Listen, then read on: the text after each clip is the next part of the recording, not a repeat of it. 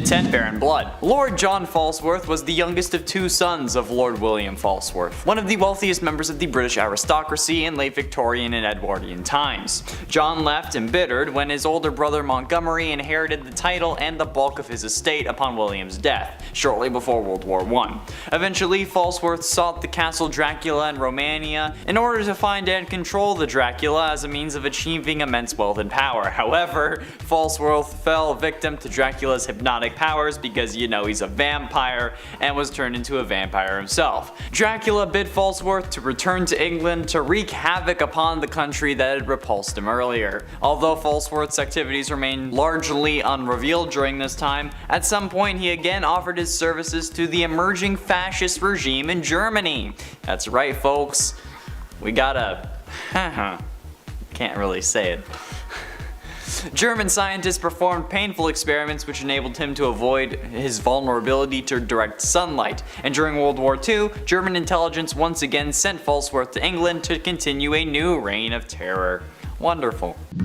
And at 9, Batman. Bruce Wayne died when the vigilante Batman was turned into a vampire. With now only one side of his dual life to take care of, the vampire haunts the nights, frightening and biting criminals. With most of the vampires being destroyed, Batman confronted Dracula and killed him by impaling the ancient vampire on a tree that was destroyed by lightning. However, the victory came at a cost, because during the fight Dracula successfully drained the last of Batman's blood, destroying his humanity. Nonetheless, Batman retained his sense of self and assured Alfred that only Bruce Wayne had died, the Batman will live on. And thanks to his new vampiric powers, he would be able to protect Gotham City forever. Because, you know, immortality.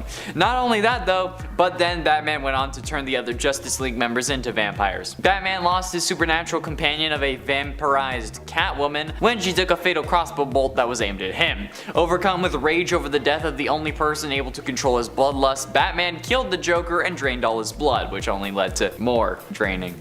And at 8, Zarus. Zarus is the son of Dracula. Angry with humanity encroaching into vampire territory and unhappy with his founder's leadership, Zarus created a secret alliance with the leaders of various vampire sects. The Claw sect, which was warriors, the Charnaputra sect, Mysticos sect, Nosferatu sect, Atlantean sect, the Moshka sect, and the Siren sect, all to overthrow his father. He accomplished this at the Centennial Meeting of the Vampires. Yeah, they have a meeting every 100 years.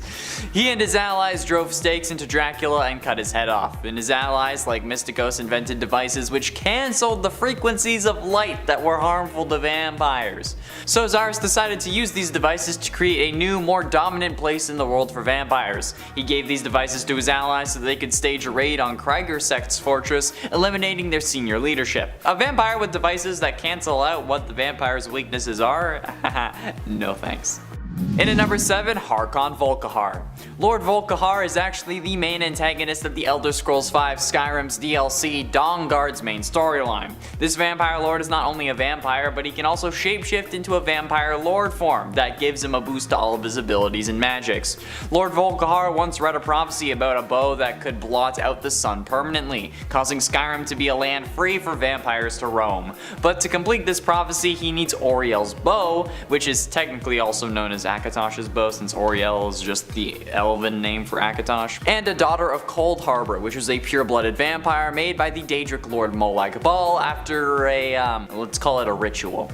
This nearly came to fruition when you brought him both the bow and his own daughter before your final battle. So if you didn't end up winning, you'd be handing this vampiric lord everything he needs to take over Skyrim. So yeah, it's pretty messed up. And that's even if you don't become a vampire lord in the storyline, which you also can do. However, you end up still having to kill Harkin anyway, since he doesn't really need you anymore, etc. So yeah, pretty powerful dude, unless you have like a 100 archery skill. And at 6, The Flash. Barry Allen, aka The Flash, is one of the former heroes who turned into a bloodthirsty vampire after Batman spread the vampiric plague throughout the world of Earth 43. He confronts Wally West from a different world and attempts to kill him. However, before he can succeed, he was killed by Roy Harper from his world, who shot him with wooden arrows in the back. because you know it's like wooden stakes. But even if he went down easily, that does not mean he wasn't powerful, since, you know, a vampire with the powers of the Flash, and not just any Flash, but Barry Allen, the literal Speed Force himself, basically. Yeah, I don't think you really need to see why that's absolutely terrifying. If he hadn't have been killed by Roy, he would have wiped out humanity, and I think that's the reason why he had to be killed, so that didn't happen, because there is literally no way to defend against that, especially since Batman, the one who always has a plan to stop Justice League members, was the one who turned him, so there's no one really to fight him now. Halfway through into number 5, Morbius. First being introduced in Amazing Spider-Man number 101 in 1971, Dr. Michael Morbius was a scientist born in Greece who became a Nobel Prize winning biochemist. He suffered from a blood disease and developed an experimental treatment in an effort to cure it. Its side effects though turned him into a vampire adjacent who needs to consume blood in order to survive, and gain typical vampire characteristics such as an aversion to sunlight and the powers of flight, enhanced strength, speed, and a healing factor.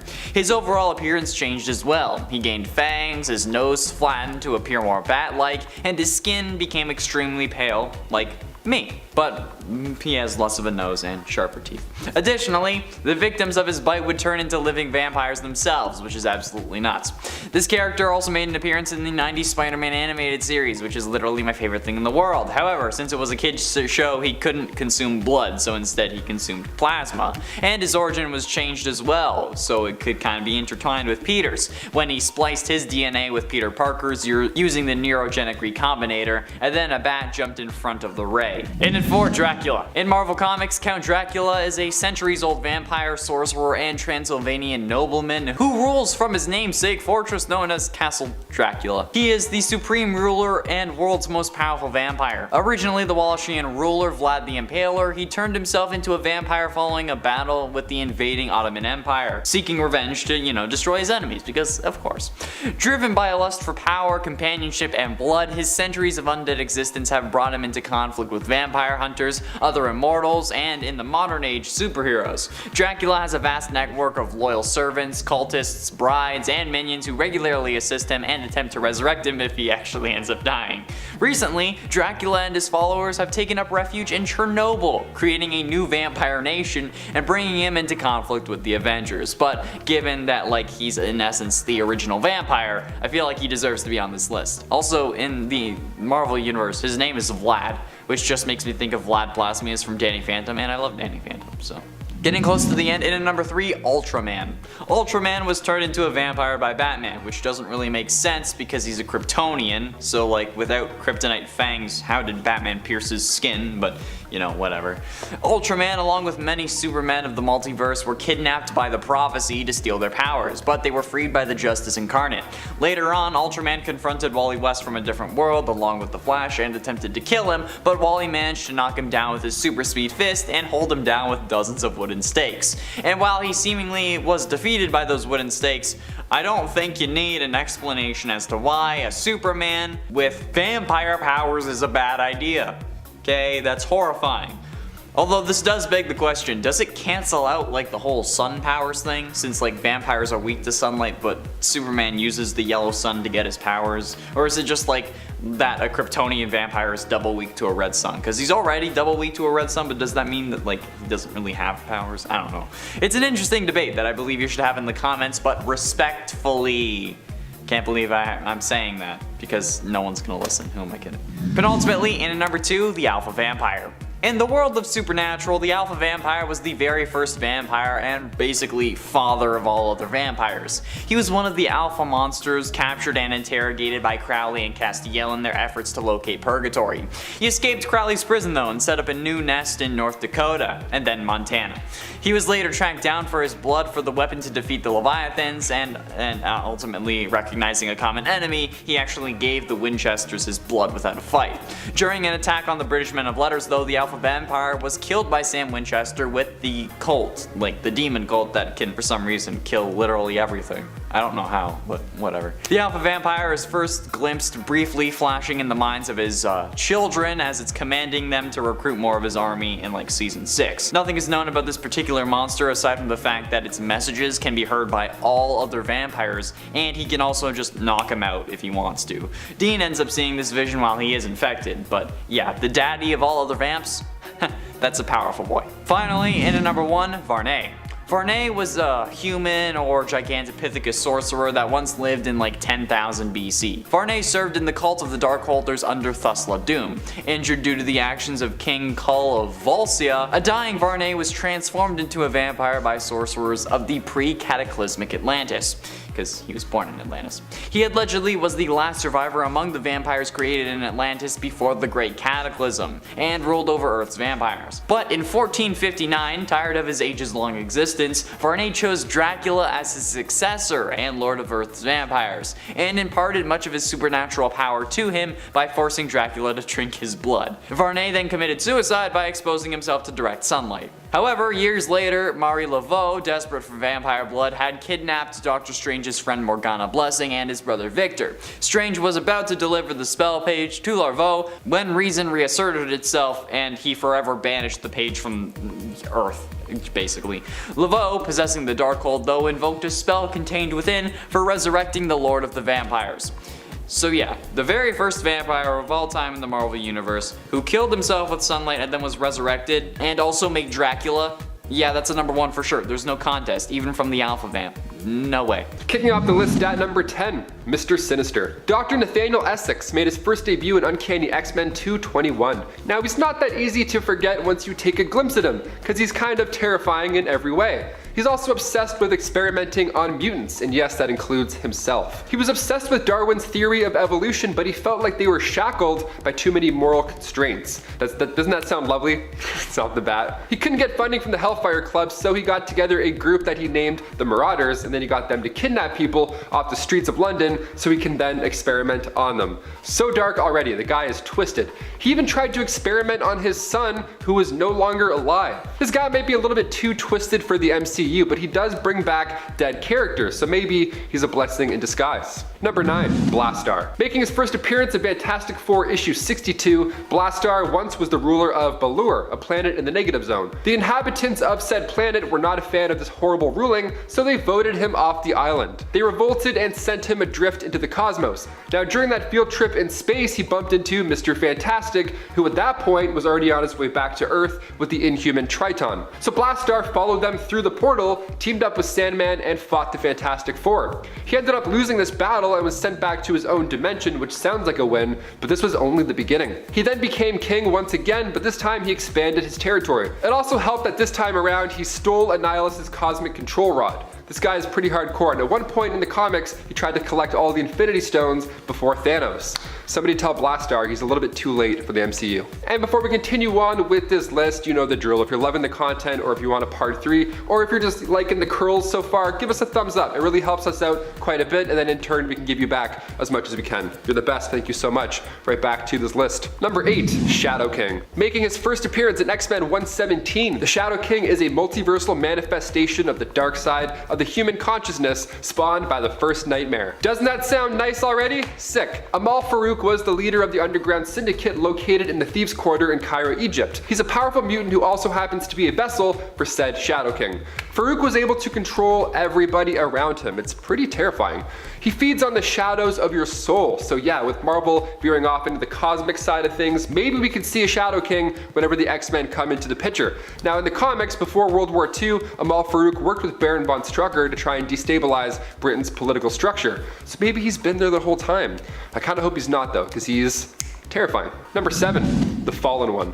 First appearing in Thanos issue 11, the Fallen One was once a herald of Galactus, who of course we mentioned in part 1. Now the difference between later heralds of Galactus, this Fallen One was empowered by dark energy instead of cosmic radiation, which was the norm. So in turn, he was quite cruel. He was evil enough that Galactus himself had to imprison him. The Fallen One was also a sneaky one. He would often escape and then re-attack Galactus all over again. It was a vicious circle until Star-Lord came in and imprisoned the Fallen One into the Clin, that that prison we see in the Guardians of the Galaxy.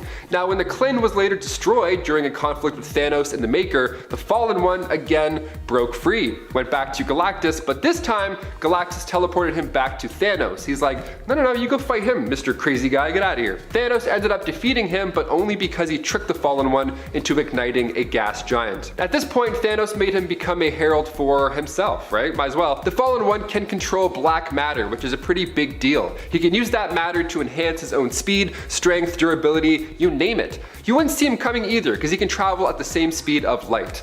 Now, we just got Thanos out of the MCU, so let's never bring back his herald either. No thanks. Number 6, Spiral. Rita Wayward made her debut in Longshot issue 1. She's actually a loyal servant to the spineless Mojo that we mentioned in part 1 of this list. But it didn't always start that way, of course not. See, Ricochet Rita was once a professional stunt performer. She became friends with a guy named Longshot who was already from that Mojoverse. She was actually attacked by this insane version of herself called Spiral from the future. They fought, she won, and she thought that was the end of that problem. Now you gotta remember that, because it's for sure not the end. Rita actually decided to follow her heart and go back to that Mojoverse with her new boy toy, Longshot. And then when they get there, they're both captured by Mojo. Longshot's mind was wiped, now forgetting Rita, which is so sad already. But for Rita, it just gets worse. Mojo got his scientists to modify her mentally and physically, so now she has 6 arms, and her hair is also gray, and now, oh, she can also see other dimensions. She was like a twisted little version of Mojo, and she got trained in the dark arts of magic and body modification. And as you may have guessed, that future version of her was just that. Mojo sent her new and improved self to go back in time and attack her past self. It's just a nice loop of trouble. Number 5, Kid Omega. Quentin Quire made his first appearance in X-Men issue 134. He's been described as one of the most powerful telepaths right next to Jean Grey, and believe it or not, he was once also the host of the Phoenix Force. In his early super days, Quentin was one of Xavier's prized pupils, until he put together the Omega Gang. He wasn't always a bad kid though. It's just on his birthday, when he was still young, he received a call from his parents to say that he was adopted. And honestly, if I got that gift on my birthday, I'd probably turn evil too. I don't blame the kid. This Omega Gang likes to handle humans the way that they feel like, with violence and mutant monologues. He's been described as an Omega level telepath and telekinetic, so if mutants are too much for the MCU right now, Kid Omega surely won't be around for quite a while. Number 4, Overmind. First appearing in Fantastic Four issue 113, Overmind, aka Grom, was an Eternal born on the planet Young. He was a fierce gladiator whose job it was to prevent overpopulation. He conquered hundreds of worlds, he won thousands of fights, and he took out entire species. He's the champion of champions. Literally, the Eternals held the games to test everybody to see who the most powerful was, and Grom was the winner. He's the ultimate physical specimen of the Eternals, and part of me wants to meet him in the next Eternals movie, and part of me doesn't want to know what conquering planets and thousands of souls looks like either. Let's keep this guy in the books, definitely. Number 3, Juggernaut. Kane Marco made his first comic book appearance in X-Men issue 12. When Kane and Charles Xavier were serving together in the same unit, they were all under fire, so they had to run and take cover in a nearby cave. Now the cave was actually home to the lost temple of Sidorak. So just who is this Sidorak guy? And also, nice temple by the way. Sidorak is a powerful entity that is both a god and a demon. Best of both worlds, lovely. He was worshipped on Earth way back in the day, but was eventually banished to the Crimson Cosmos. Sidorak's gem contained all of its power, so when Kane stumbled across it and then decided to read the inscription, whoever touches this gem shall possess the power of the Crimson Bands of Sidorak. Henceforth, you who read these words shall become forevermore a human Juggernaut. And then Kane turned into just that. Now we have Ryan Reynolds coming over from the Foxverse into the MCU, and I doubt they would bring over such a high caliber character like Juggernaut as well. He might be a little bit too soon for that. He would literally rip the Avengers apart also. We see Doctor Strange summon the Crimson Bands of Sidorak in Infinity War while the team is fighting Thanos on Titan, so never say never. Number 2, Proteus. Kevin McTaggart was the son of Moira McTaggart and her husband Joseph. Now the marriage was the opposite of healthy. Joseph was a mentally and physically, and just an all-around horrible human being. So Moira got out of there. She didn't even tell Joseph that she was pregnant. The less he knows, the better, honestly. Just move on, get out of Dodge. So young Kevin and Moira soon lived together at her mutant research center off the coast of Scotland.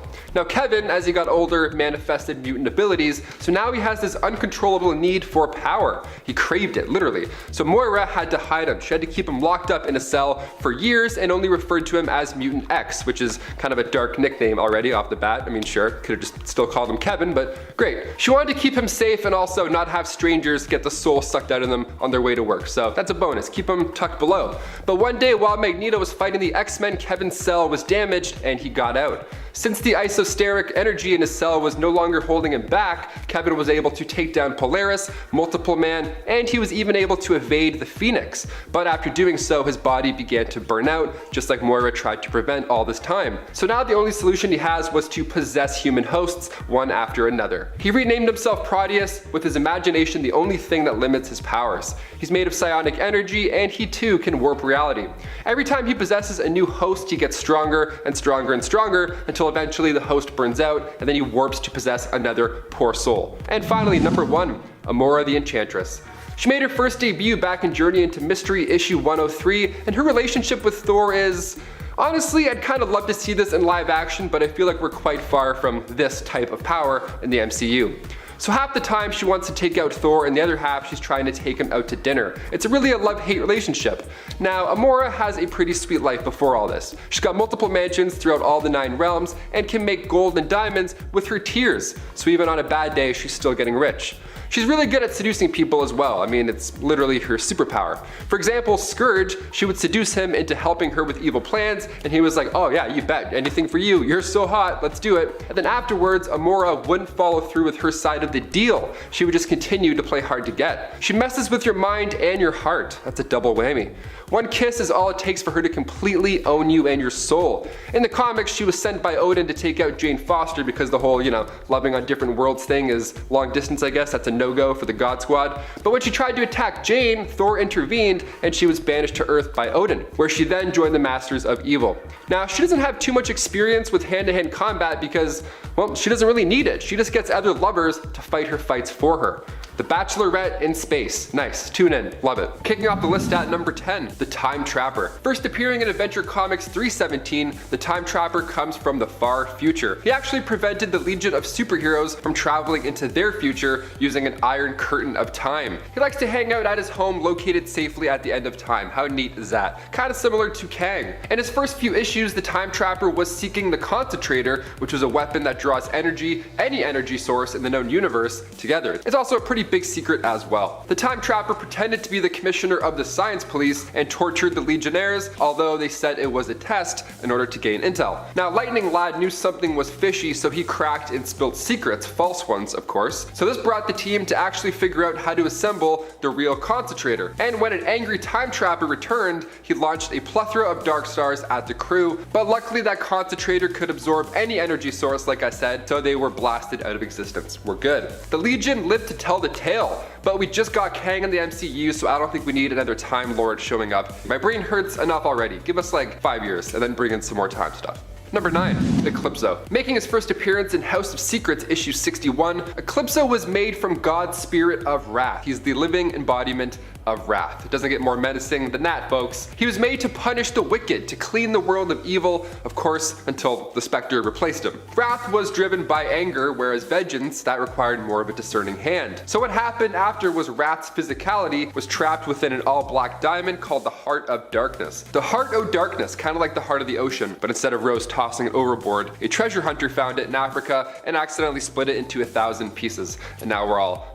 Each of those pieces contained a shard of darkness. So Clipso figured out a way to possess people through these diamonds, and that first man being possessed was Bruce Gordon. Bruce was a scientist specializing in solar energy, and while he was in a jungle observing a solar eclipse, a sorcerer named Mofir attacked him with one of those black diamonds, and after that, every eclipse, Eclipso would take over Bruce. Unbeknownst to Bruce though, Eclipso would soon learn to bind himself to anybody near any shard that happened to be angry at the time. Nowadays there's a lot of angry folks, so this is bad news. The entity of wrath possessing anybody who gets upset, that sounds, yeah, just smile and wave, I guess. Just lie. Just lie and pretend you're happy. Then you're good. Before we continue on with this list, if you want to spread the love and hit that thumbs up, it really does wonders for us at the channel. You guys are amazing. Thanks so much for watching. Let's keep this going.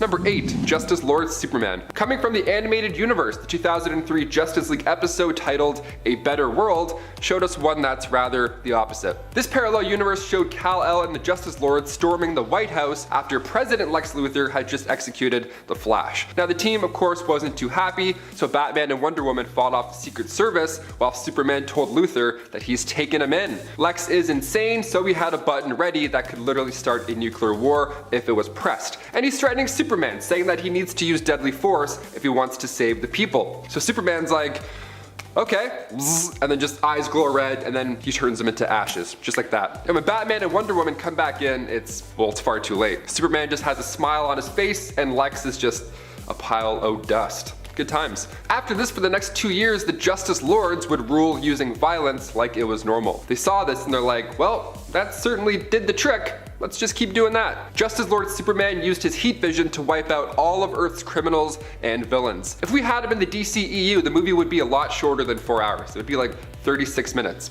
Snyder cut, maybe 44 minutes. Number 7, Superboy Prime, another super menace. First appearing in DC Comics Presents issue 87, this version of Supes has more powers and less weaknesses. I'm talking immunity to kryptonite and magic, which is a fantastic combo. He arrived to Earth and was soon discovered by Jerry and Naomi Kent while they were on a hike in a New England seacoast town. They named him Clark, although Clark Kent was the name of a popular comic book hero named Superman. So yeah, Superman already existed on this Earth, so Clark grew up and later attended a costume party at a beach and dressed like Superman. He went to get a glimpse of Halley's Comet and it was all a good time, and then all of a sudden a tidal wave hits, this portal opens up, and the Superman from the comics pops out. Now at the same time, young Clark's powers manifested and he quickly learned what to do with them in the moment. Superboy then followed that Superman back into the portal to an alternate reality, and he would never be the same again. Crisis on Infinite Earths was this multiversal catastrophe where parallel dimensions were being consumed by the AntiMonitor, who I'll talk about later. Superboy dove in, joined the fight, but was unable to prevent the destruction of his Earth. So Superboy Prime and other survivors escaped to a paradise dimension that Alexander Luthor Jr. offered. Using crystals, Superboy just relived happy times in this paradise,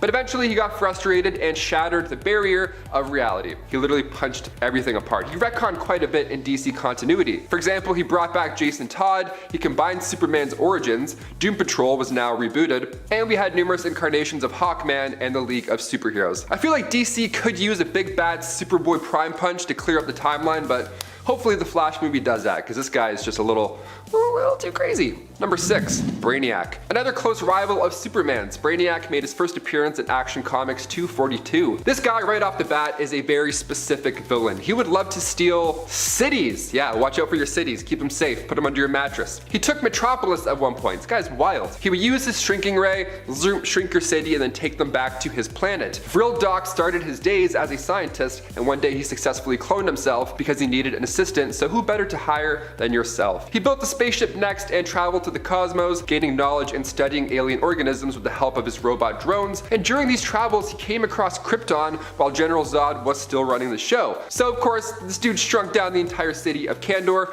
and studied it in his ship. He made a remote scout unit that believed it was the original Vril Docs, and then it traveled to Earth and took over the body of sideshow mentalist Milton Fine, whose stage name was Brainiac. Now it makes sense. Number 5, Necron. Also known as the Lord of the Unliving. Great. Necron made his first appearance in Tales of the Green Lantern Corps issue 2. He's literally the embodiment of death. Necron figured out the land of the living existed after the death of an immortal caused a rift to open between dimensions. So Necron saw all of this life and he was like, this looks tasty. He wanted it. Well, really he wanted to master it and get out of his hell, his literal hell that he was living in. So he resurrected Krona, even throwing in a classy army of the dead to assist in taking down the Guardians of the Universe. Taking them down ended up widening the rift, so it took all the Green Lantern Corps to stop them, but even after winning, countless lives were lost in this fight. Hal Jordan ended up going to the land of the unliving, accepting the possibility that he may just never return, and there he gathered the souls of other fallen lanterns, and it was just enough to fight off Necron and return, with the Guardians sealing the rift promptly afterwards. But like Necron says, you can never defeat death. Back in 2009, it was revealed Necron was behind the Black Lanterns and instigated the Blackest Night event. There he took over the bodies of Wonder Woman and Superman while also bringing back dead heroes to join his side. Number 4, Prometheus. Helmets are pretty important, especially in combat, and especially if one helmet in particular gave you the skills to beat, I don't know, Batman. Prometheus first appeared in New Year's Evil, Prometheus issue 1 back in the late 90s, and at first he was just the son of two criminals who traveled across the US, real Bonnie and Clyde style. But as a kid, he would have to go with them, right? Because they couldn't afford a babysitter. They were rich with like mob money, but they couldn't afford a babysitter. Okay, so eventually the police caught on and they were never seen again. The police killed them in front of the boy, almost like a darker Bruce Wayne origin. So he grew up with their fortune, only it was a stolen fortune. Then he traveled the world, trained as a fighter, trained as a mercenary. He learned a dozen different languages and he was pretty skilled by the end of it. Then he found the ancient city of Shambhala where their monks studied evil. They trusted him and showed him their greatest treasure, which was an alien ship. Not too bad. Their leader was actually an alien in disguise. He landed there, but Prometheus had to kill him to obtain the key to enter the Ghost Zone. The Ghost Zone was this infinite expanse of white emptiness, the space between dimensions. Kryptonians called this the Phantom Zone. And in there, Prometheus built himself a house, a costume, and his first advanced helmet that downloads info to take on the Justice League. He was great, like he shot Martian Manhunter so then he couldn't change, he infected Steel's armor with a virus, he hypnotized Huntress, and he hit Green Lantern with a neural shaft so his ring was useless. He also trapped Zoriel in said Ghost Zone and beat Batman with hand-to-hand combat. Not too shabby at all. Number 3, the Batman who laughs. We've seen quite a few Batman on screen. We're even seeing Michael Keaton return to Gotham in the next Flash movie, which is pretty exciting. But the Batman who laughs, aka the Darkest Knight, might be a bit too hardcore for the theaters. Coming from the Dark Multiverse, first appearing in Dark Days the Casting, created by Scott Snyder and Greg Capullo, comes a twisted Earth 22 version of the Batman who laughs. The Joker here is insane. He goes on this spree throughout Gotham, just chaos in the streets. He took out Jim Gordon, then he poisoned Batman. It was all bad, and then once Batman was able to move again after the poison had run its course, he broke the Joker's neck, which is already immediately so dark. But even the Joker was prepared after death. After that snap, he let out this toxic breath that let everybody near him get infected, including Batman. Cut to 2 days later, Batman and Superman are talking about what happened, and when Superman tells Bruce that a kid infected by Joker bit a doctor, Bruce ends up laughing, like this maniacal laugh. And he catches himself after, he's like, sorry about that. Superman knows something's off here, but a day later, Bruce called the team to the Batcave and went full on Omni-Man. He took out the entire team before anybody caught on to his new and violent personality. Number 2, the AntiMonitor. Making his first appearance in Crisis on Infinite Earths issue 2, the AntiMonitor was DC's excuse to cut out a lot of fat from the comics, basically. The multiverse was introduced back in the 60s. The Golden Age heroes were residing on Earth 2, and then came Earth 3, and then so on and Danforth. So when Crisis on Infinite Earths came around, DC Comics introduced this big bad cosmic villain to set something straight going forward. Clean up the multiple timelines, makes sense. Now it all started when Krona performed this experiment. They wanted to see the origin of the universe, but instead an opposite universe was created, the antimatter universe. AntiMonitor wanted nothing but death and destruction, and after battling his brother for, say, I don't know, 1 billion years, they both fell unconscious. And then 9 billion years later, they were woken up. When they tried to destroy Earth 1, many heroes lost their lives, and in order to stop that chaos, Superman had to punch them into a star. Who knows, with the Flash opening up the multiversal door, we could see him on the big screen in our lifetime. Maybe.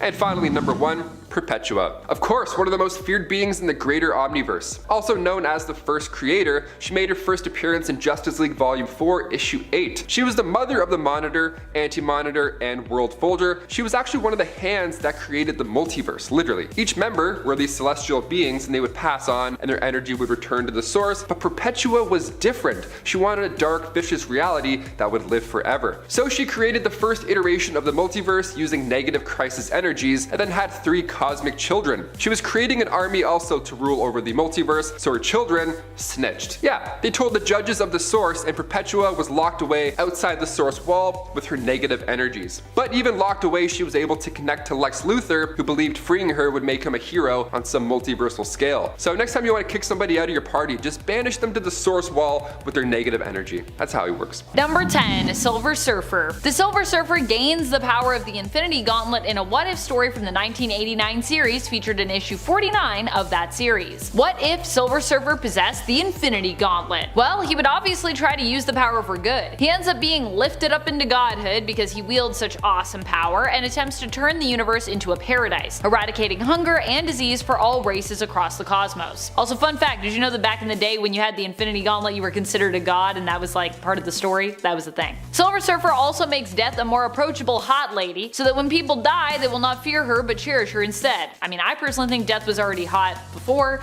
but I guess now she's more hot, so that's great. In the end, unfortunately, even Silver Surfer becomes corrupted by the Gauntlet's power. However, our heroes have a solution for that and introduce Shala Bal, Norrin Radd's lost love, into the mix. She manages to be able to level with Norrin and even convinces him to renounce the power, saving the world with his final sacrifice. And her final sacrifice too, because they're both like, okay, well, we're just gonna die now, bye.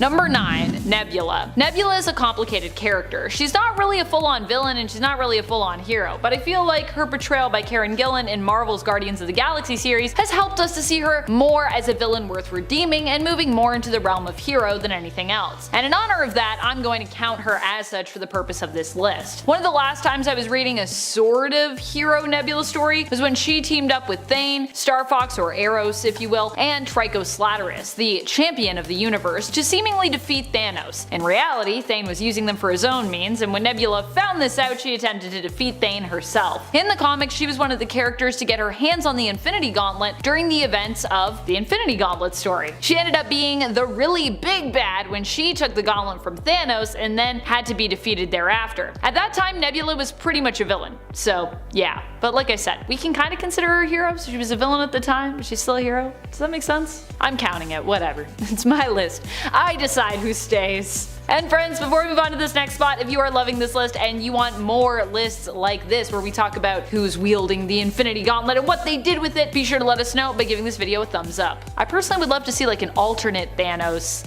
Infinity Gauntlet list as well. I don't know if that's a thing. I don't know if we have enough alternate Thanoses for that list, but I think it would be cool if we could do it. Number 8. Deadpool. Surprisingly, or maybe not so surprisingly if you're familiar with the character, Deadpool also has wielded the Infinity Gauntlet before. In this case, he ended up getting it from Thanos when he pulled a bait and switch, swapping out the real gauntlet with a fake. Deadpool then planned to use the gauntlet to roast the Marvel Universe, but instead got celebrity roasted himself by host Howard the Duck and a slew of other heroes, villains, friends, allies, and even lovers. In the end, however, Deadpool breaks the fourth wall to do some roasting of the audience and ultimately returns the gauntlet to its rightful owner. Thanos, of course. What did you think? He was gonna give it to someone else and save the day? This is still Deadpool we're talking about. Also, I'm pretty sure the issue this story comes from, issue 45 of Jerry Dugan's Deadpool run from 2013, is also where the Thanos copter originated. Either way, if you're a fan of Thanos copter, it is in there too. Thanos copter.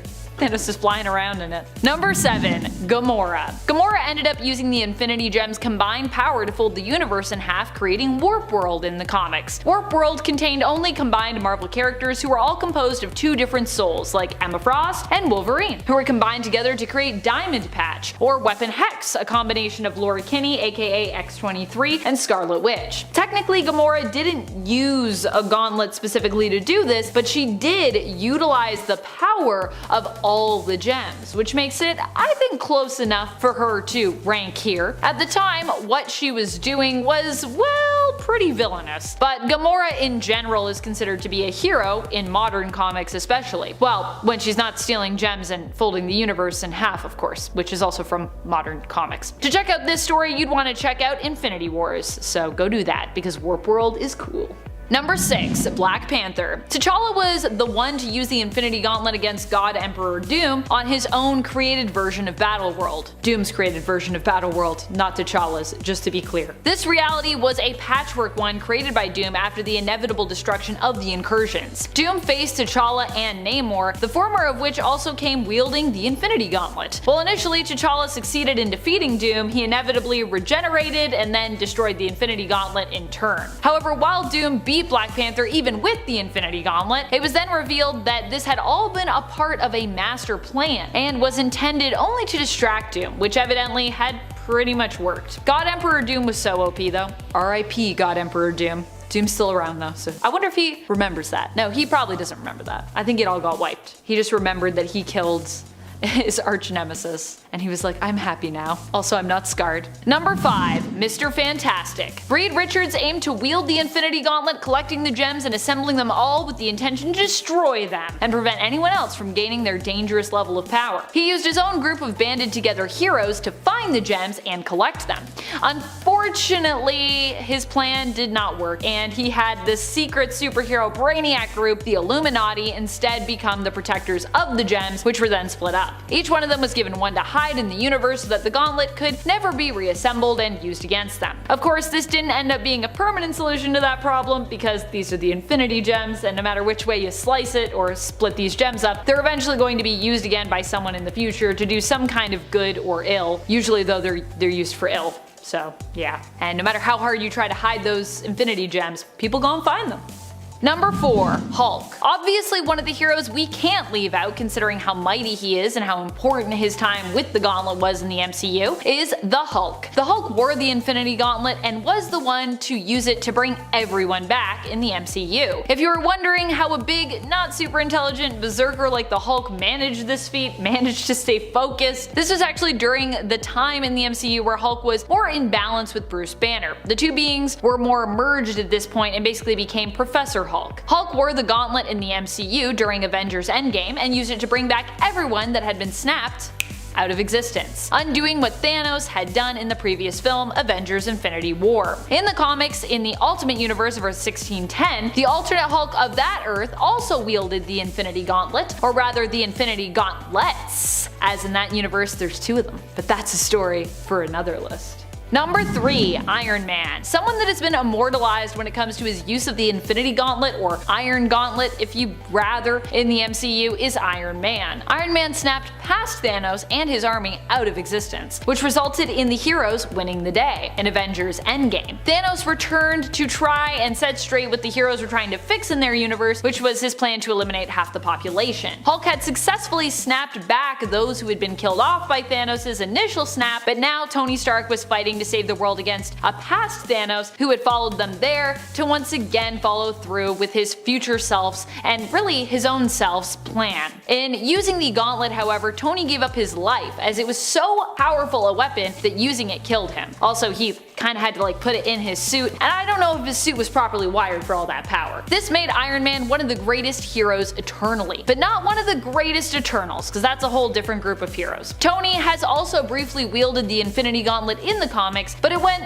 quite a bit differently for him in comparison. Once again, a story for another list. Number 2. Captain America. Captain America actually also wore the gauntlet, in the comics at least. He attempted to use the gauntlet to keep Earth 616 safe during the incursions. This was a dangerous time in the comics when basically different realities were colliding and thereby destroying one another. Captain America attempted to use the power of the Infinity Gauntlet to push away the impending Earth and help prevent their collision. However, he failed in his attempt, and instead all of the stones on the gauntlet were seemingly destroyed except for the Time Stone. Probably one of the most useful stones too when you think about it in terms of getting the other Infinity Gems back at some point. I feel like there's gonna be someone that's gonna be like, you're calling them gems and stones. What is it, Amanda? Look, they're stones I'm pretty sure in the movies, they're gems in the comics. Gems, stones, it's all the same thing. They're rocks. They're Infinity Rocks, that's what we should call them. Number 1. Adam Warlock. Probably one of the most famous people to wield the gauntlet when it comes to comic book heroes from Marvel is Adam Warlock. Adam Warlock is often seen as a sometimes ally, sometimes opponent to Thanos, and in this case, he was kind of both. He ended up initially joining the heroes during the events of the Infinity Gauntlet in an attempt to defeat Thanos in the comics. However, they failed. When Nebula, who was known only as Thanos' granddaughter at that time, usurped Thanos, taking the power for herself, Thanos and Adam Warlock decided to team up to put a stop to her. This is when Adam Warlock got his hand on the gauntlet. However, after ascending and becoming a god thanks to the gauntlet's power, as I said that used to be a thing, he was instructed by the Living Tribunal and convinced to basically disassemble the gauntlet, hiding the gems with those that he trusted to protect them, one of which remaining with him, the Soul Stone.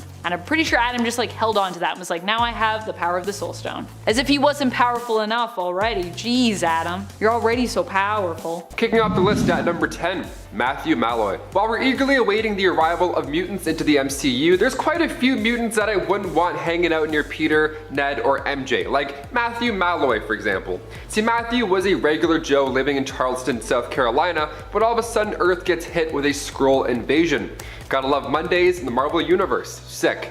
Things escalate when his wife Jules is vaporized by a blast from said Skrull ship, and his home was also just toast. Just a complete tragedy from the start. Now, one depressing, dark, lonely year later, he sees his late wife's sister, and they finally catch up. And it's hard for Matthew, of course, to talk about this stuff. This is still just a year ago, so it's all very fresh. So he's feeling it, and that's when his mutant powers decided to manifest. He erupted with energy, sadly also ending the life of Jules' sister.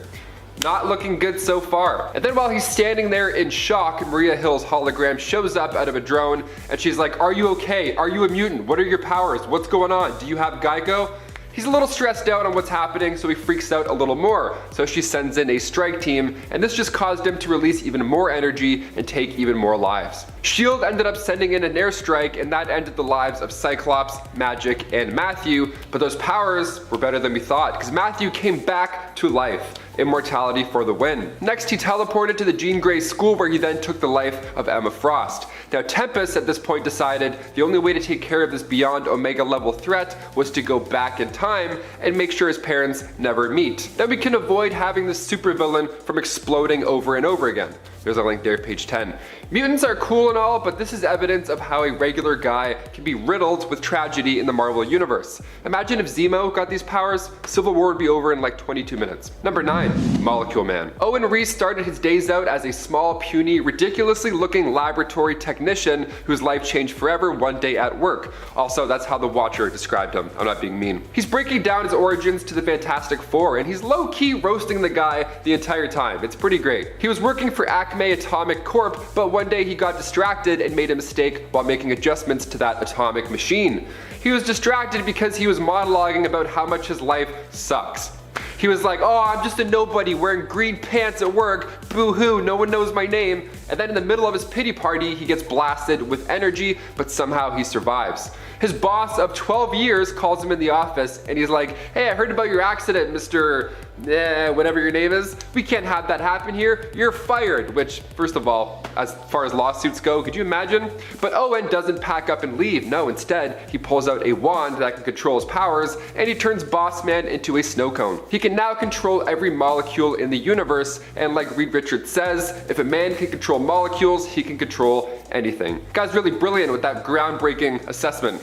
Thanks, Reed. And before we continue on with this list, if you want to go ahead and give this video a thumbs up, it's a lot of dark, tragic stuff going on here, so let's brighten the mood a little bit by doing a little hitting that button. Thanks so much, you guys are the best. Back to this list. Number 8, Mad Jim Jaspers. Old Jimmy J. Okay, he made his first appearance in Daredevil's number 7 back in 1983. He was created by Alan Davis and Alan Moore, and when he first hit the pages, he was a British politician serving as Prime Minister of the United Kingdom. He was serving as a member of Parliament for Haslab West, and he wasn't a fan of superheroes either. He wanted to keep Britain safe, and superheroes crashing through buildings and punching each other in the back, no thanks. Sounds like the opposite of safety. They're old school, I get it. But he also wasn't alone. Many others agreed with him, and in turn, he won a general election. Only 2 issues after he's introduced, we find out he's a mutant with reality warping powers, who of course is also insane. He was just taking out other heroes so that he could rule secretly. Classic little twisty twist. He created and used this machine called the Fury, which hunted down superhumans. Meanwhile, he would be off committing crimes with his Alice in Wonderland themed gang. I know Disney loves crossovers, but I think this would be a little too weird. Number 7, Mephisto. In a list of villains too powerful for the MCU, clearly Mephisto is on that list. We thought he was going to be the one pulling the strings in WandaVision, but as the catchy theme song revealed, it was Agatha Harkness all along. Mephisto made his first full appearance in Silver Surfer issue 3, and he's been making deals with everybody since. Like when Spider-Man revealed his identity in the Civil War storyline, that led to a bullet striking Aunt May, so he offers Peter a deal while Aunt May is dying in the hospital. The world will forget Peter Parker is truly Spider-Man, but in turn Mephisto gets his marriage. It's kind of like Shrek 4, but way more fun. And this movie's probably gonna make way more money than Shrek 4. I mean, maybe, hopefully, I hope. You don't even need to be a superhero to have an eventful night with Mephisto either. Like in Journey into Mystery issue 627, he would show up to a random pub and he tells the bartender a story, and if you listen to his tale, he'll give you a nice fat tip. But if you slip up, things can get pretty ugly. Next time you get that really annoying regular at your bar, just think, it could literally be the devil and be a lot worse. Consider yourself lucky. Number 6, Vulcan. The younger brother of both Cyclops and Havoc, Gabriel Summers made his first appearance in X-Men Deadly Genesis before Catherine Summers even had a chance to give birth to the third child, he was transferred into an incubation accelerator, so he grew up real quick. After this, he was sent to Earth to work for Eric the Red, but luckily he didn't stick around to let that happen too long. He changed his name quickly from Gabriel to Kid Vulcan, which sounds way cooler already, but was also inspired by Roman mythology. I guess the other names already belong to DC characters. But Xavier eventually met him, and because of his mental powers, he knew that this boy was a relative to the Summers family. Vulcan had forgotten about his history at this point as well, but he suited up with Petra, Darwin, and Sway, and together they rescued the original X-Men. It wasn't easy though. Cyclops thought Vulcan had died when the island decided to fight back. Vulcan is an Omega level mutant, and he's also insane. What a jazzy combo. Vulcan can manipulate, absorb, and control energy. This includes Cyclops' optic blasts or even Adam Warlock's energy. And of course, interstellar flight makes those cosmic commutes nice and smooth. Number 5. Onslaught. Making his first debut in X-Men issue 15, Onslaught was a sentient psionic entity created from the minds of Charles Xavier and Magneto.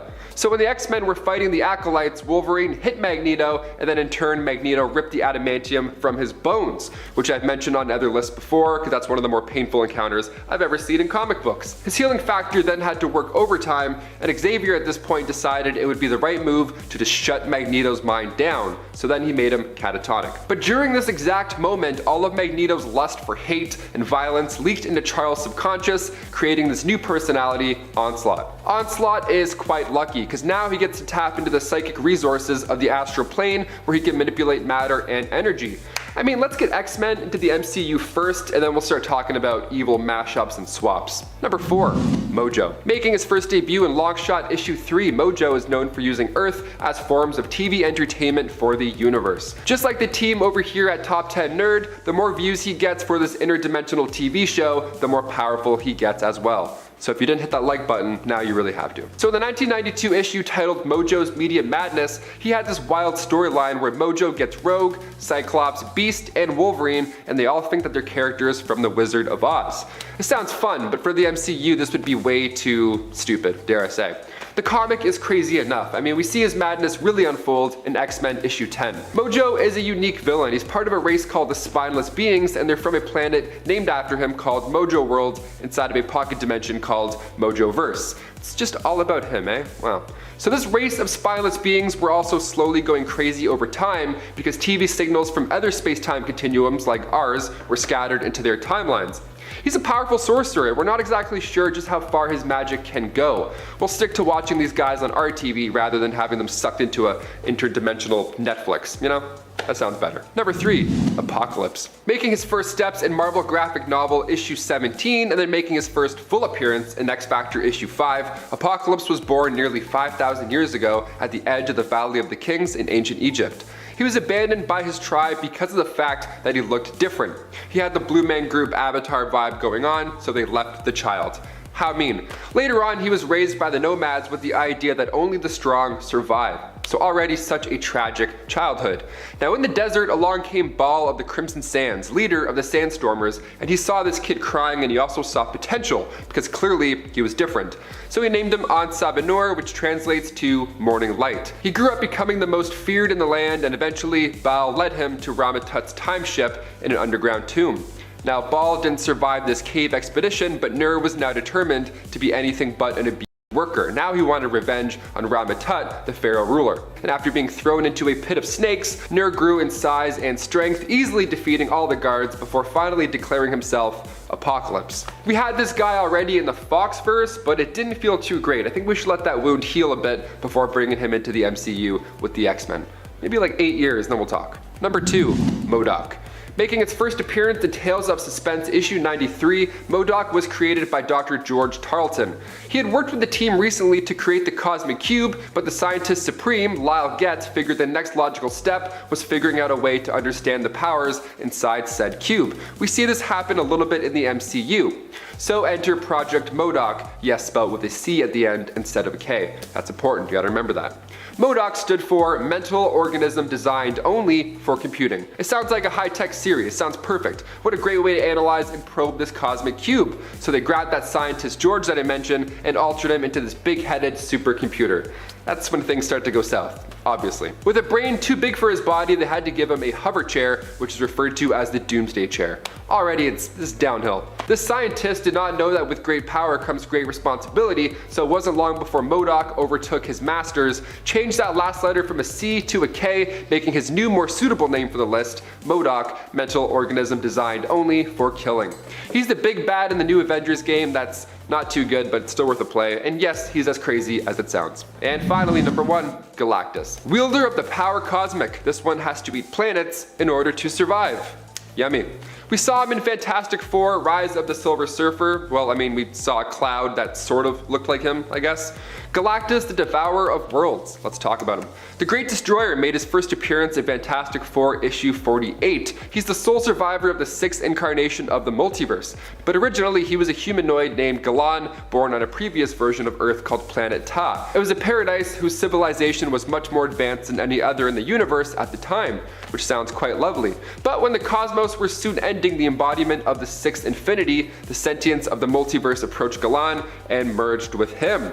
So now Galactus resides in the 7th iteration of his universe, which is home to our Earth 616. He's extremely powerful. He once ate all the Infinity Stones, so maybe we'll just keep them hidden in case he's off his desk for now, just to be safe. And at 10, Hammerhead. Growing up, his father would berate him for speaking Italian in their Russian household and would beat the boy with a hammer when punishing him. So, you know, Father of the Year right there. I guess that's kind of how he got the name. In school, he would later lie and say that he was Italian, only for a bully named Rico to reveal his lie and then steal the hat he wore, showing the ugly scars on his head from frequent hammer blows. Rico and his girlfriend would be the kills that Hammerhead needed to join the mob, though. Hammerhead convinced the mob that he was Italian, which was necessary since they didn't really accept inferior stock, as they would call it, and he eventually killed his father with a much bigger hammer than his father ever used on him. Poetic justice. When his head was shattered in a brawl, though, Jonas Harrow discovered him in an alley and operated on him, replacing his broken skull with one made of steel, whereas some versions make this an adamantium head instead. He would later go on to get a full-body robotic upgrade from Mr. Negative after being shot in the back of the head with a special bullet, which would have killed him. This is definitely some alpha energy. Coming in at number 9, we have Crossbones. A genetically enhanced mercenary with a hazy past, Crossbones wandered the world as an independent gun for hire until finally catching the attention of the villainous Red Skull.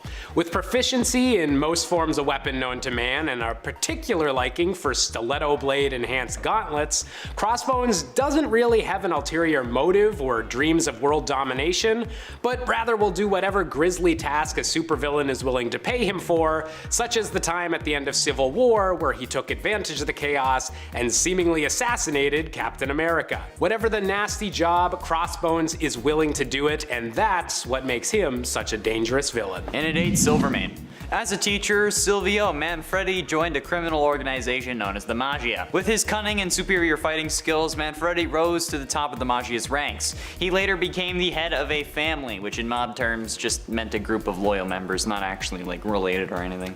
By creating gang wars, he increased the power of the Manfredi family, and in the process he also increased the power of the Magia as a whole, which pleased his superiors, obviously, because more power, it's more power.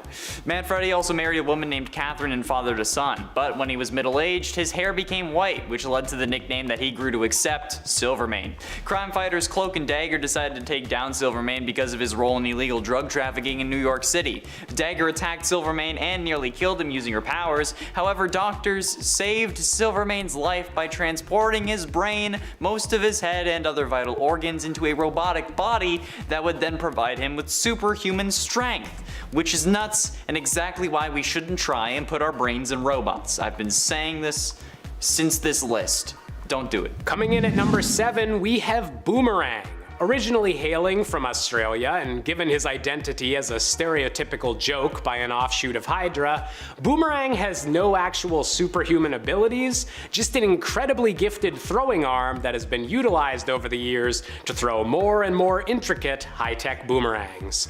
Best known as a thorn in Spider-Man's side and one of the founding members of the superior foes of Spider-Man, Boomerang would eventually begin to have a change of heart after becoming Peter Parker's roommate and getting a bit too over his head with his relationship to the Kingpin. Nevertheless, Boomerang's incredible accuracy and the quality of his high-tech gadgets means that he's not a villain to underestimate. And at 6, Tombstone. Lonnie Lincoln was born and raised in Harlem, New York. He had a congenital disorder characterized by the complete absence of pigment in his skin, which made him an outcast among the children his age. He also had a problem with his vocal cords, making him speak in whispers. The only student who didn't ostracize Lincoln was aspiring reporter Joe Robinson, causing Lonnie to misconstrue this lack of hostility as a token of friendship.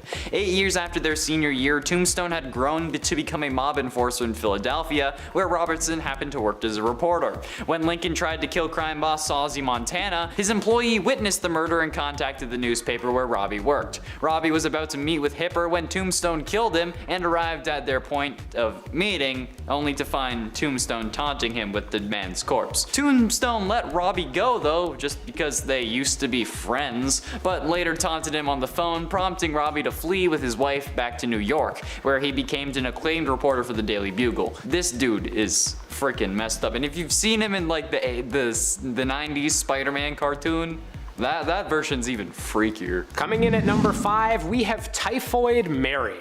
A very powerful mutant with multiple personality disorder, Mary is capable of telekinesis, telepathy, and manipulating fire when under the influence of her more violent Typhoid and Bloody Mary personas.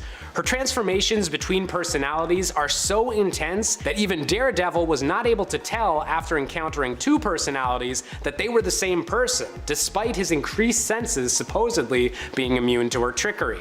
Despite being a mutant, Mary has most often fought with both Daredevil and Spider-Man, giving these street-level heroes a headache as they try to deal with multiple violent women in one deadly body. And at 4, Kingpin. A crime boss is one thing. A crime boss that to the public is a well-respected philanthropist and businessman is something else. But this businessman is like 300 pounds of muscle. Wilson Fisk is an absolute madman who runs most of New York's and Las Vegas's criminal underworld. However, things get even more intense after his wife is killed, so he doesn't end up retiring, which he was actually going to do, but you know, then they killed his wife. After the murder of his wife, not only did he resume leadership of his former organization, but he also turned over his files on other criminal leaders to the law through the costumed crime fighter of Daredevil. Kingpin actually helped Daredevil, except now this time he had the motive of ridding himself of any and all rivals. The ploy actually worked though, and as a result of the evidence in the files, many crime leaders both inside and outside the Magia were convicted.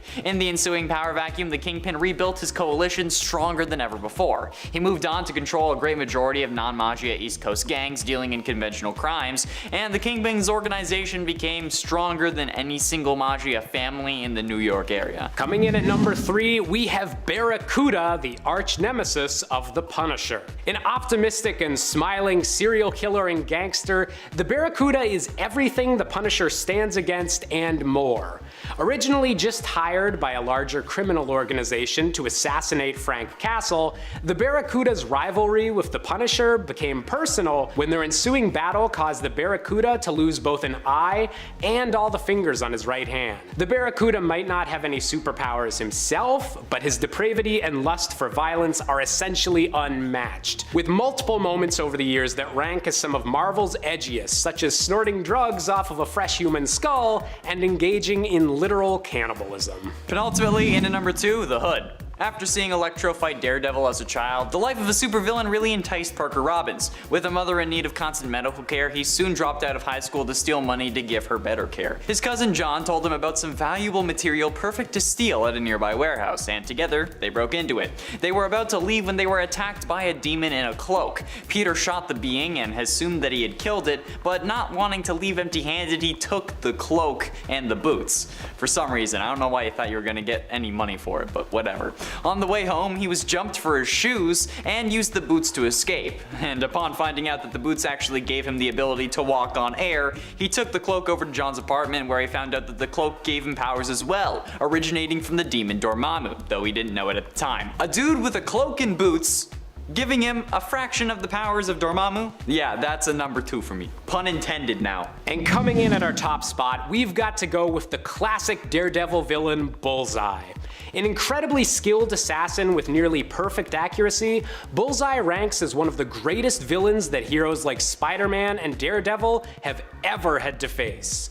Bullseye was responsible for the death of Elektra and appears to have zero regard for life or any sense of moral goodness, with even other members of the Dark Avengers being disgusted at his lust for murder when he was briefly a member of their team. While Bullseye often finds himself under the employ of characters such as the Kingpin or Norman Osborn, his rather unique powers and his complete lack of empathy make him potentially the most deadly street-level villain of all. Coming in at number 10, we have Kamala Khan, aka the latest and greatest Ms. Marvel. Originally just an Avengers fangirl growing up with her parents in Jersey City, Kamala Khan's life was changed forever when the Terrigen Mists incident took place and activated her hidden inhuman powers. Kamala was amazed to discover she was actually a polymorph and was capable of completely altering the size of her body. Inspired by her lifelong hero, Carol Danvers, aka Captain Marvel, Kamala Khan became the next generation's Ms. Marvel, using her powers as a member of the Young Avengers and becoming the type of hero she'd always dreamed of becoming. Coming in at number 9, we have the iconic vampire killer known as Blade. Born as a human-vampire hybrid named Eric Brooks, Blade has all of the powers of a Marvel Universe vampire with nearly none of the negative side effects. He possesses superhuman strength and speed, with all of his senses heightened to make him a perfect predator, while being immune to damage from sunlight, silver, or holy artifacts that would instantly turn a regular vampire powerless. While he does still need the nutrients from fresh human blood to prevent himself from losing control of his hunger, Blade often uses a special serum as opposed to actually draining the blood of any humans. With so many strengths and so little weaknesses, Blade is definitely a blood-sucking force to be reckoned with. Coming in at number 8, we have the crazed character known as Gwenpool. One of the weirder characters from throughout the Marvel multiverse, Gwendolyn Poole is originally from an alternate reality that just might be our own before somehow getting sucked into the Marvel 616 universe through a comic book, granting her even more fourth wall breaking powers than even her namesake of Deadpool. With the ability to manipulate all aspects of her comic book world, such as physically interacting with lettering and caption boxes, Gwenpool is capable of literally rewriting reality to get the upper hand on her opponents, making her powers some of the most unusual throughout all of Marvel history, but still counting as some of the most powerful to ever come from a teen hero. Coming in at number 7, we have Vulcan, the secret third brother of Scott and Alex Summers, also known as Gabriel Summers. Born on the Shi'ar throne world following his parents' abduction by the Shi'ar Empire, Gabriel was aged rapidly in an incubation accelerator and discovered he was an Omega-level mutant far above his brother's power back on Earth, giving him the unique ability to control the elements of water, wind, earth, fire, electricity, light, and darkness, using these incredible powers to take over the Shi'ar Empire and become their new emperor. And while this position of power would occasionally bring him into conflict with the X-Men, he still could generally be counted upon to fight for the side of good with his incredibly impressive power set. Coming in at number 6, we have the upcoming Disney Plus star, Moon Knight. A street-level Marvel hero with powers that go far beyond the usual street, Mark Spector is a vessel for an Egyptian god known as Khonshu. Able to embrace the 4 different aspects of this deity as 4 distinct personalities within his own head, Moon Knight is strongest under the light of a full moon, giving him physical strength far beyond that of a normal man and a pain tolerance that is nearly limitless. On top of his supernatural abilities, Mark is also an expert in both weaponry and hand-to-hand combat, combining them with his moon-based powers into a deadly combination transformation that makes him one of the ultimate crime fighters and mercenaries in the entire Marvel world. Coming in at number 5, we have Ben Grimm, aka The Thing. One of the original members of the Fantastic Four, Ben Grimm found his entire body converted into an orange rock-like substance after being bombarded with cosmic rays alongside the rest of the Fantastic Four during their initial fated journey into space. Because of this transformation, Ben has become the physically strongest member of the team by far, and appears to be continuing to get stronger with age, capable of lifting 30,000 tons worth of a building to prevent it from collapsing, and even being able to push back entire alien motherships. He might often get overlooked compared to some of the other brawny Marvel heroes like Thor and the Hulk, but the Thing is definitely a strong contender whenever it counts. Coming in at number 4, we have the Sorcerer Supreme, aka Dr. Stephen Strange. Doctor Strange is Earth's primary defender against mystical threats in the Marvel Universe, and always seems to have some sort of spell available to solve whatever problem is currently facing Earth's mightiest heroes. As a master of the mystic arts, Strange has also entirely stopped aging, and is effectively immortal, being unable to die from any medical diseases or regular symptoms of old age. And when Strange recently did die in the Marvel comic called The Death of Doctor Strange, he had already concocted a way for a younger version of himself from the timeline to take his place and defend Earth against any extra-dimensional forces that might seek to take advantage of his own death. There's planning ahead, and then there's Dr. Stephen Strange taking it to a whole different level. Coming in at number 3, we have Bobby Drake, aka Iceman. As one of the earlier members of the Uncanny X-Men, Bobby has had a lot of time over the years to explore his powers, and contrary to appearances, he can do far more than just convert his body into ice. Classified as an Omega-level mutant, the most powerful kind there is, Iceman is capable of not only controlling the temperature of all of his own molecules, but is able to manipulate water molecules entirely as part of his own mass. This means the possibilities for Bobby's powers are as intense and malleable as water itself, allowing him to freeze the blood within enemies' veins, travel instantly through a stream of water, or even turn himself into a massive snow-covered giant capable of wading his way across the literal ocean. Totally not showing off there, Bobby.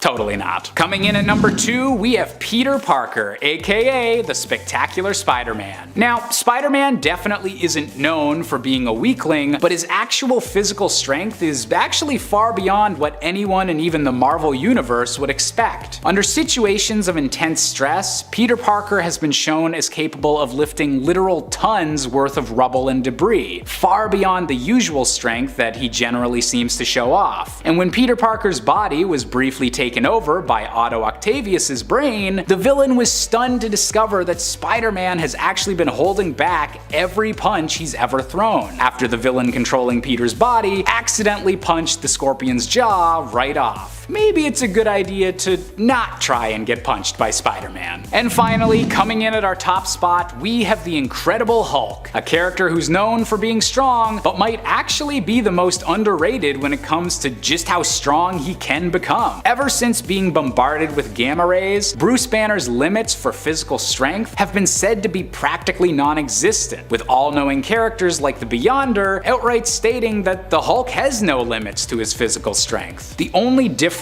between different Hulk forms is their starting strength, with all of them still having the potential to theoretically complete feats such as outpulling a black hole. It's this endless capacity for potential destruction that has made the Hulk such an alluring target to evil forces over the years, but if the Hulk's proven anything, it's that maybe he's not a guy you should try to mind control. And it said Midnighter. Midnighter, alongside his future husband Apollo, was part of the top secret Stormwatch team created by the first Weatherman, Henry Bendix. Nobody but Bendix himself knew of the team's existence. Bendix built them as superhumans, and when they donned their costumes and spoke their code names, their previous identities ceased to exist. Midnighter has the power to predict how a situation will happen before it starts. This allows him to run through a given situation millions of times in his mind, instantly covering every possible result before his first move is even made. He uses this information to predict the actions and or reactions of others, counteracting their moves almost before they even think to make them, effectively making Midnighter the greatest tactician in the history of mankind. Basically the good guy version of the Thinker.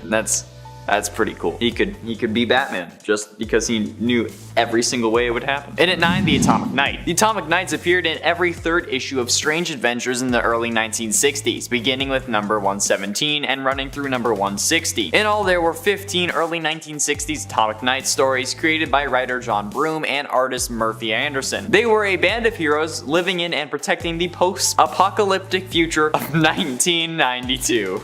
Yep, at that point it was the future. Following the catastrophic Hydrogen War of 1986, a petty tyrant named the Black Baron ruled a small section of the Midwestern United States with an iron fist. He was opposed by Sergeant Gardner Grail of the Atomic Knights, who wore medieval suits of armor that were impervious to the Baron's energy weapons, the armor having been irradiated in the war. Gardner Grail also has precognition and wears a suit of armor that grants him enhanced speed, strength, endurance, and lets him blast energy, as well as being adaptable to other technology. And at 8, Akrita. Andrea's father was Bernardo Rojas, once a renowned leader in Central America who researched pre-Hispanic cultures at a university in Mexico. She lived alone with her cat named Zapata, named after one of the revolutionary leaders in Mexico. Akrita specialized in striking against organized crime. Every time she caught a perpetrator or helped avert a tragedy, she cited a literary quotation, or if she had the time, painted graffiti insulting or challenging the local authorities, which might hint at her being a bit of an anarchist, which honestly I'm kinda into. This character seemed to be kind of a Mexican Batman, and despite her anarchist tendencies, she often worked with another 2 Mexican superheroes, Iman and El Muerto. Together with these 2 allies and Superman, she once saved Mexico and the world from the total destruction from a bad guy group trying to channel the powers inherent to the ley lines of Earth to accomplish their goals. So good on ya, Andrea. Good on you. And at 7, Jack-O-Lantern. The first Jack-O-Lantern is Daniel Cormack of Ireland, who was born to a poor farmer who was granted a magical lantern by an Irish fairy. Yep, that's how we're going with this. Cormac is a member of the Global Guardians, an international group of superheroes. His first recorded mission in Super Friends number 8 was to help Green Lantern dismantle a bomb in Ireland. Both Daniel Cormack and Marvin Noronza, the second Jack-O-Lantern, have a mystical lantern that gives them the power of flight, flame projection, teleportation, illusion casting, enhanced strength, and the ability to just create fogs. The power of the lantern is also its weakest at noon and gradually increases until its peak at midnight. Liam McHugh, the third Jack-O-Lantern, found a way to internalize the powers of the mystical lantern and no longer needs to carry it. So yeah. And at 6, Apollo. Essentially the Wildstorm universe's answer to Superman, Apollo is now technically a part of the DC superhero universe, like Wildstorm ever since the 2 universes converged following the events of Flashpoint. Apollo possesses many of the same powers as Superman, but with a few notable differences. Like Kal-El, Apollo possesses superhuman strength, flight, and near invulnerability. If you want some clarification as to just how impervious to damage he is, he's able to walk on the surface of the sun. Apollo also has the ability to shoot lasers from his eyes, derived from solar energy, but unlike Superman, he can also release this energy from other parts of his body, including his hands and mouth. This dude can fire lasers from his mouth. He uses hyper beam in real life. His only real weakness is that he relies on the sun for his powers, so if he doesn't get enough exposure, his powers will diminish, but hey, at least Apollo isn't vulnerable to kryptonite. Halfway through into number 5, Swamp Thing. In a secret facility located in the Louisiana swamplands, scientist Alec Holland and his wife Linda invented a bio-restorative formula that would solve any nation's food shortage problems. Ferret and Bruno, thugs working for Nathan Ellery, barged into Alec's lab, knocked him out, and planted a bomb in the facility. Alec woke up just as the bomb exploded, and in the flames he ran into the swamp. His body had been drenched in the bio-restorative formula, and this affected the plant life of the swamp, imbuing it with Alex's consciousness and memories. The newly conscious plant life then formed a semblance of a human form and rose up from the bog as the Swamp Thing, the latest in a long line of Earth elementals created when the Green was in need of protection. His body is composed of sentient vegetable matter, he has the ability to nourish himself, superhuman strength, elemental control, chlorokinesis, astral projection, biofission, immortality, regeneration, size alteration, resurrection, you name it, and Swampy can do it. Swampy away! And at 4, Mr. Miracle. Mr. Miracle was scot-free, the god of escape in the New Gods mythology. A Genesian raised on Apocalypse, he defected with his lover Big Barda to Earth, where he used the skills he learned in escapology, both as a performance artist and in the Justice League of America. Originally, the boy scot-free was the son of High Father Isaiah, the ruler of New Genesis. However, as a part of a diplomatic move to stop a destructive war against the planet Apocalypse, High Father agreed to an exchange of children with his enemy Darkseid. In doing so, he surrendered scot-free Mercury to the care of his enemy while he received his enemy's son Orion. This guy has new god physiology, okay, making him immortal, super strength, super durable, and giving him super agility. Plus, when utilizing his full godly potential, Mr. Miracle wields a cosmic energy field called Alpha Effect, which allows him to transverse through time and space, heal living beings, fully restore creatures back from death, and control energy to an almost boundless degree. Yep, you're on the list. Getting close to the end in at number 3, Jem, son of Saturn. After both his mother and teacher were killed by the White Martians, Jem stole a ship and escaped to Earth in search of his lover Syra, who had fled there earlier. He arrives in Harlem, New York and is befriended by an orphan named Luther Mankin. After a series of adventures with and without Luther, Jem eventually found Syra. They all then traveled to New Bok, a red Saturnian colony, but because he refused to take sides in a civil war on New Bok, Jem was disavowed and cast out by both factions. Dispirited, Jem and Luther return to Earth, and given that Jem is a form of Martian in a sense, his Saturnian physiology gives him flight, metamorphosis, physiokinesis, telekinesis, telepathy, energy projection, superhuman durability, superhuman stamina, and superhuman strength that allows him to match Martian Manhunter blow for blow. So I think this is a pretty worthy number 3. Penultimately, in at number 2, Karate Kid. Karate Kid is actually Val Armour, a superhero from the future and also a member of the Legion of Superheroes. He is a master of every form of martial arts to have ever been developed by the 30th century. The extent of his skill was so great that he could severely damage various types of hard material with a single blow, and was briefly able to hold his own against Superboy through the use of what he called super karate. So he already seems pretty legit. Val Armour was the son of Japanese greatest crime lord Kiaro Nozumi, also known as the Black Dragon. When he was born, his mother, an American secret agent known as Valentina Armour, tried to hide him from his father, but she failed to do so and was killed for her affront. Japan's biggest hero, Sensei Toshiaki, and the White Crane, eventually killed the Black Dragon for his crimes and then adopted the infant Val. He raised Val as if he were his own son and trained him in all manner of martial arts. Val became the youngest warrior ever to earn the title of samurai, and he went on to work for his local shogun. However, after trying his best and failing to please his supervisor, he quit and searched the galaxy for new forms of battle to master. That just goes to show you, people, appreciate your employees, otherwise they're gonna quit and go search the galaxy for new forms of martial arts, okay? And finally, in at number 1, Blue Beetle. Jamie Reyes was a relatively normal high school student from El Paso, Texas. His father ran a garage and his mother was a paramedic, and he had a little sister who was a total brat. Jamie hung out with his 2 best friends, Brenda and Paco, and he acted as like the mediator between the hardworking Brenda and the laid-back Paco. By both Brenda and Paco's accounts, he was a good friend, kind of person who could just let them be themselves and would always make things better. Jamie aimed to help his father out in the garage, but Alberto turned him down, not wanting to see his son grow up too fast. Ted Cord, the second Blue Beetle, had come into possession of the Blue Beetle Scarab, the artifact which had given Dan Garrett, the first Blue Beetle, his powers. The Scarab had been presumed destroyed early in Ted's superhero career, but it was discovered intact in a pyramid in the Middle East. This is where Jamie gets his powers as well. What are those powers, you ask? The Scarab can and will use its powers of its own accord. Jamie, however, can override the Scarab if need be, and should Jeremy fall prey to mind-altering power, the Scarab will take control of the armor. So it will act on its own, and basically he's not mind control anymore because it's just the Scarab doing it, not actually him. Kicking off the list at number 10, Giganta. Dora Zuul made her first appearance in Wonder Woman Volume 2, Issue 126. She's a supersized villain. She's literally a giant, if her name didn't already tip you off for that. She was once suffering from a fatal blood disease, so in order to try and save herself, she attempted to transfer her life essence into the body of Wonder Woman, which I gotta say, great call. As far as vessels go, that's a pretty good one to use. Because Wonder Woman at this time was in a coma. She was being held at the experimental medical facility where Zuul was working, so kinda, it was worth a shot. Now during this process, Wonder Girl came in and interrupted it, so instead Zuul's life essence was transferred into a giant test gorilla named Giganta. I can't even say that with a straight face. So instead, Zuul's life essence was now transferred into a giant test gorilla named Giganta.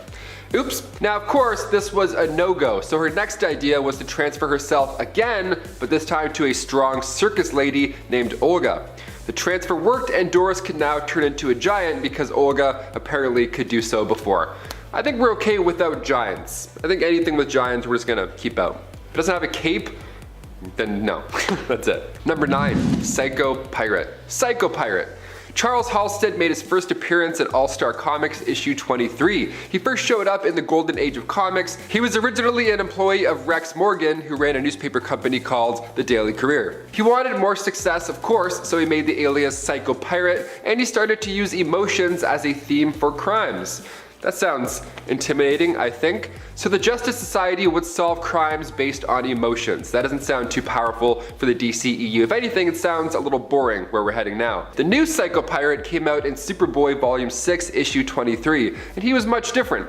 Roger Hayden can now control emotions, which is a big upgrade. Psycho Pirate is aware that the universes have changed, like he saw the nature of reality die and then get reborn, like New Crisis, Flashpoint, all that good stuff. He was just stuck in the universe watching it all fold and then unfold again. The reality created by Dr. Manhattan's timeline tampering had Roger as a member of the 20, a group of Metropolis citizens infected with Brainiac's psionic virus. So now Hayden can alter your emotions using the Medusa mask. He's getting better and better.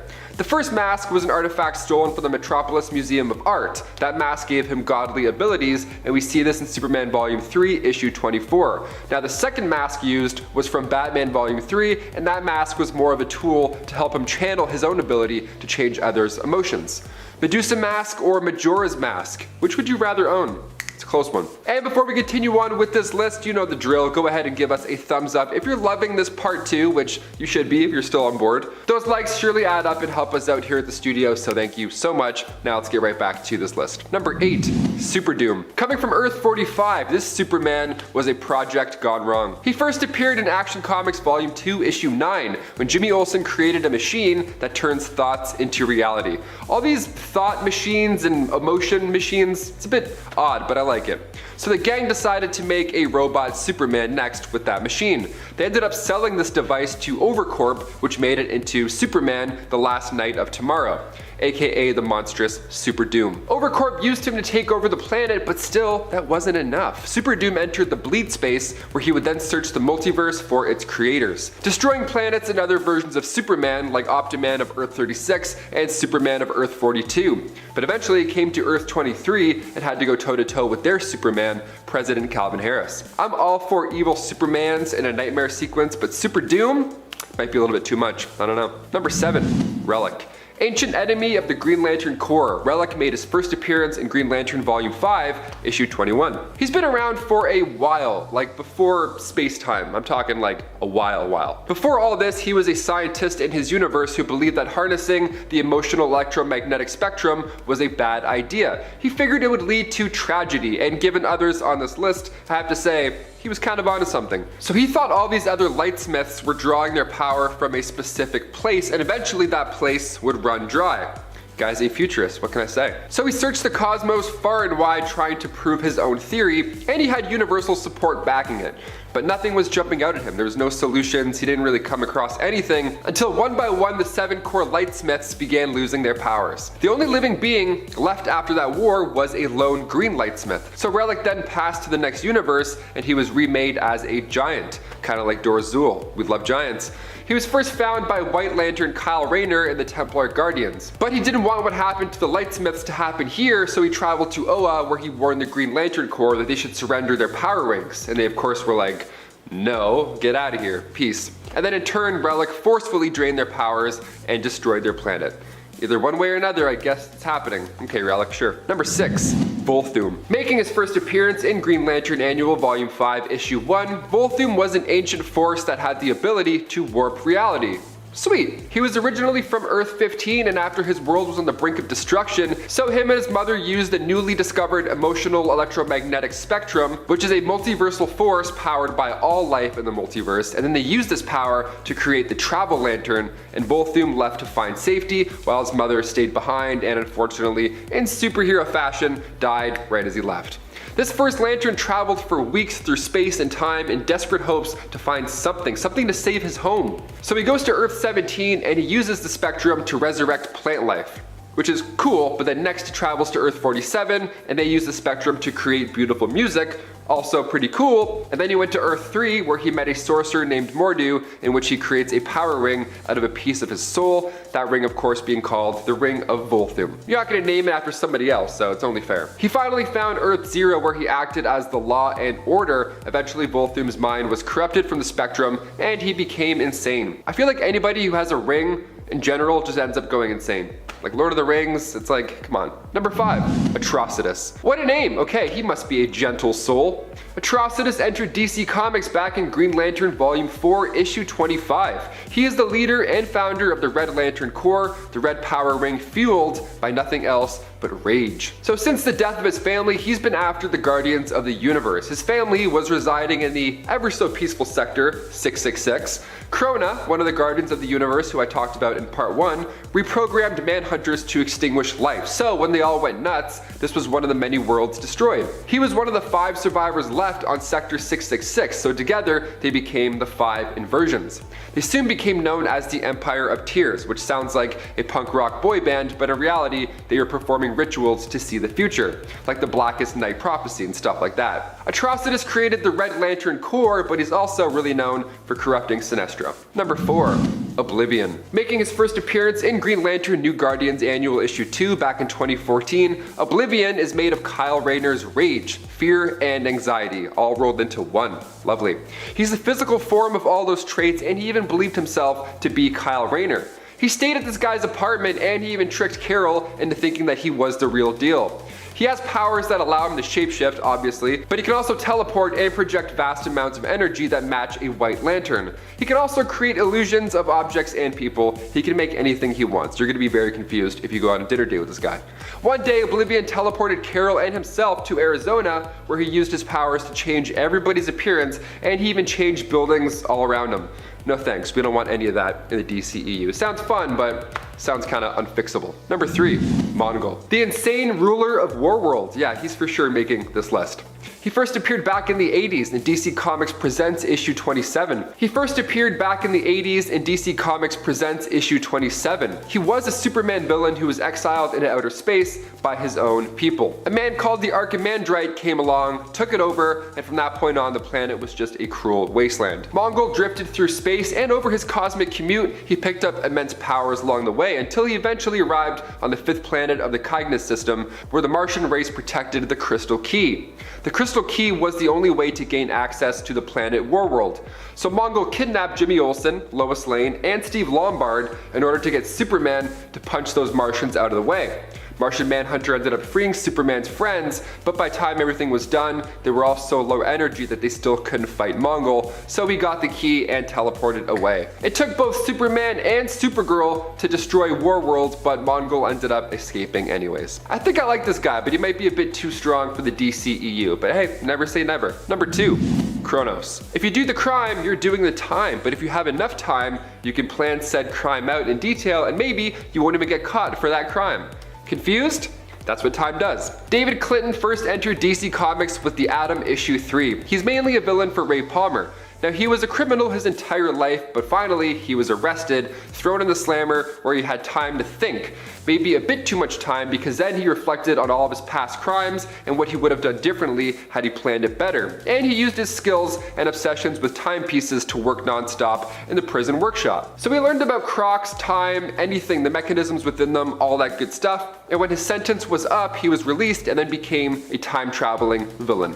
He used time-inspired weapons, like literally, he used an exploding hourglass or a wristwatch filled with blades instead of hands, and he also had a device that could literally slow down time. And then he started going by the new name Kronos. In the DC animated universe, he used these devices to go back in time and steal rare relics from the past. At one point, he tried stealing a utility belt from the Justice League's watchtower, but when he was interrupted, he made a break for it through a time vortex, but Green Lantern, Batman, and Wonder Woman followed him back through there. We mentioned a time guy on part 1, so part 2, we gotta throw another one in. It's the law. And finally, number 1, Grail. We finally got to see Darkseid in the Snyder Cut, but is it too soon perhaps if we meet his daughter? Am I asking for too much? I don't know. She's pretty badass. She made her comic book debut in Justice League Volume 2 issue 40 back in 2015. She was born at the exact same time as Wonder Woman in Divergence issue 1. The Amazonian assassin Marina gave birth to Grail in secret with help from Penelope and Menelipe. Marina had to defend her child because Penelope heard the prophecy from Menelipe, so apparently this child would cause mass destruction when she grew up. Okay, sure. Marina took Menelipe out so she wasn't really a concern anymore, but afterwards Marina left Themyscira with her daughter, making it the first time Amazons have left the island. In Justice League Volume 2 issue 40, Grail teamed up with the AntiMonitor and declared war on her own father. Nice. Being a hybrid of an Amazon and a new god, she's got powers from both. It's quite intimidating. She's destroyed Wonder Woman's bracelets with Omega Beams, and she can travel through dimensions by locking onto those connected to the Speed Force. She can literally hitch a ride through time, so there's no winning this battle, either in the future or the past. Coming in at number 10, we have Nebula, the adopted daughter of Thanos. While Nebula has always been a complex character with complicated motives no matter what version we're talking about, the Nebula of the comics had a much different role in the Infinity Saga than the one many are familiar with from the movies. In the original Infinity Gauntlet miniseries, Nebula was tortured by Thanos into becoming a half-dead, zombie-like creature, doomed to wander around Thanos' throne as punishment.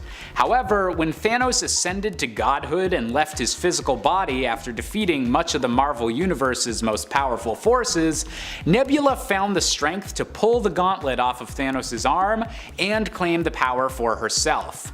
In her fury, she undid all of Thanos' actions, but nearly threatened to destroy the universe herself, before she was eventually defeated and had the gauntlet taken from her by Doctor Strange, Adam Warlock, and the Silver Surfer. Coming in at number 9, we have the Council of Reeds. While not commonly known as outright villains, the Council of Reeds have a complicated history with the Mr. Fantastic most commonly seen in Marvel Comics. A collection of Reed Richards from across the multiverse that have chosen to abandon their families and entire worlds behind in order to combine their intellect into one unified group, the Council of Reeds claim to do everything they do for the better of the multiverse, as their new home is in the expanse in between the different universes.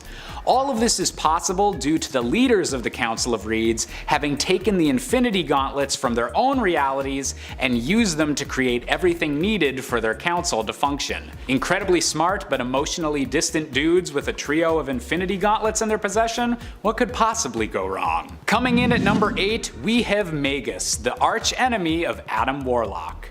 Following the events of the original Infinity Gauntlet storyline, Adam Warlock separated his personality into a good and evil half, and in a twist that nobody could have seen coming, the evil half wound up getting out of control. Named Magus, this twisted version of Warlock used multiple cosmic cubes to launch a war against the Marvel Universe, creating evil doppelgangers to fight every superhero on the planet Earth. Magus eventually got his hands on the Infinity Gauntlet and was only able to be defeated after that point because Thanos had replaced the Soul Gem with a fake. Good job, Thanos. Totally makes up for all the other stuff you've done. Coming in at number 7, we have Norman Osborn, aka the Green Goblin. In the alternate what-if reality of Earth 14154, Norman Osborn discovered the existence of the Infinity Gauntlet while serving as the leader of Hammer.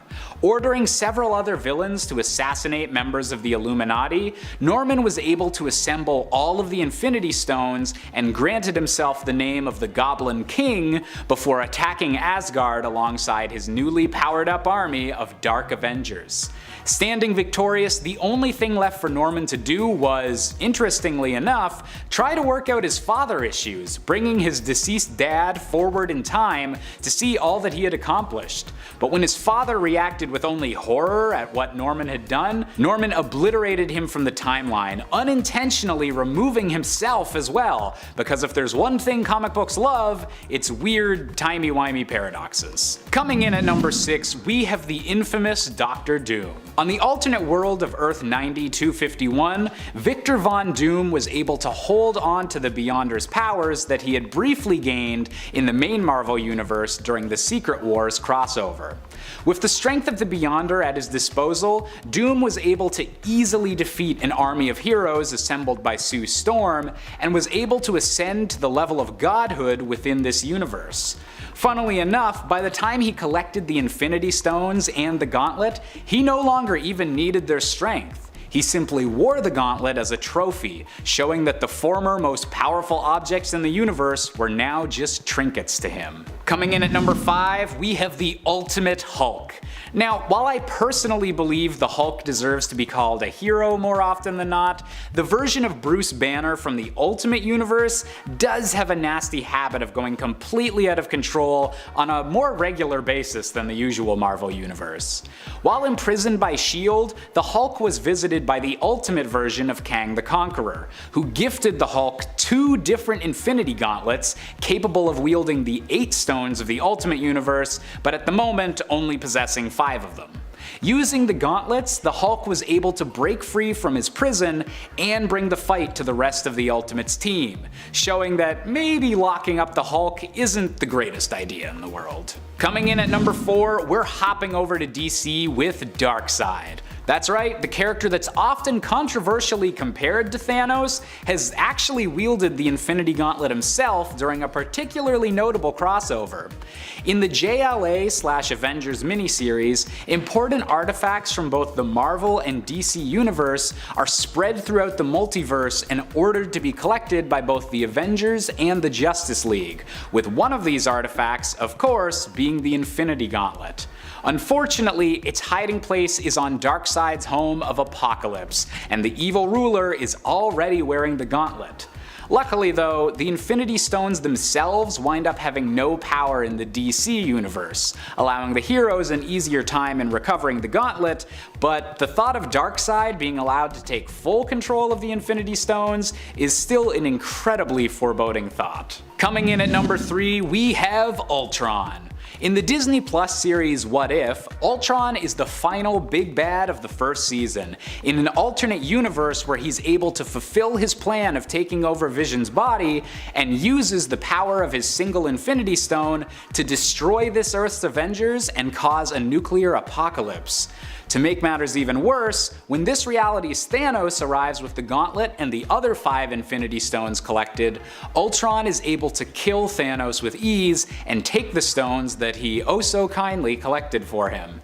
This version of Ultron becomes so powerful that even the Watcher is forced to break his vow and form the Guardians of the Multiverse to stop him, as Ultron's ambitions have him beginning to conquer entire realities. Coming in at number 2, you know we can't have a list about the Infinity Gauntlet without giving Thanos a slot.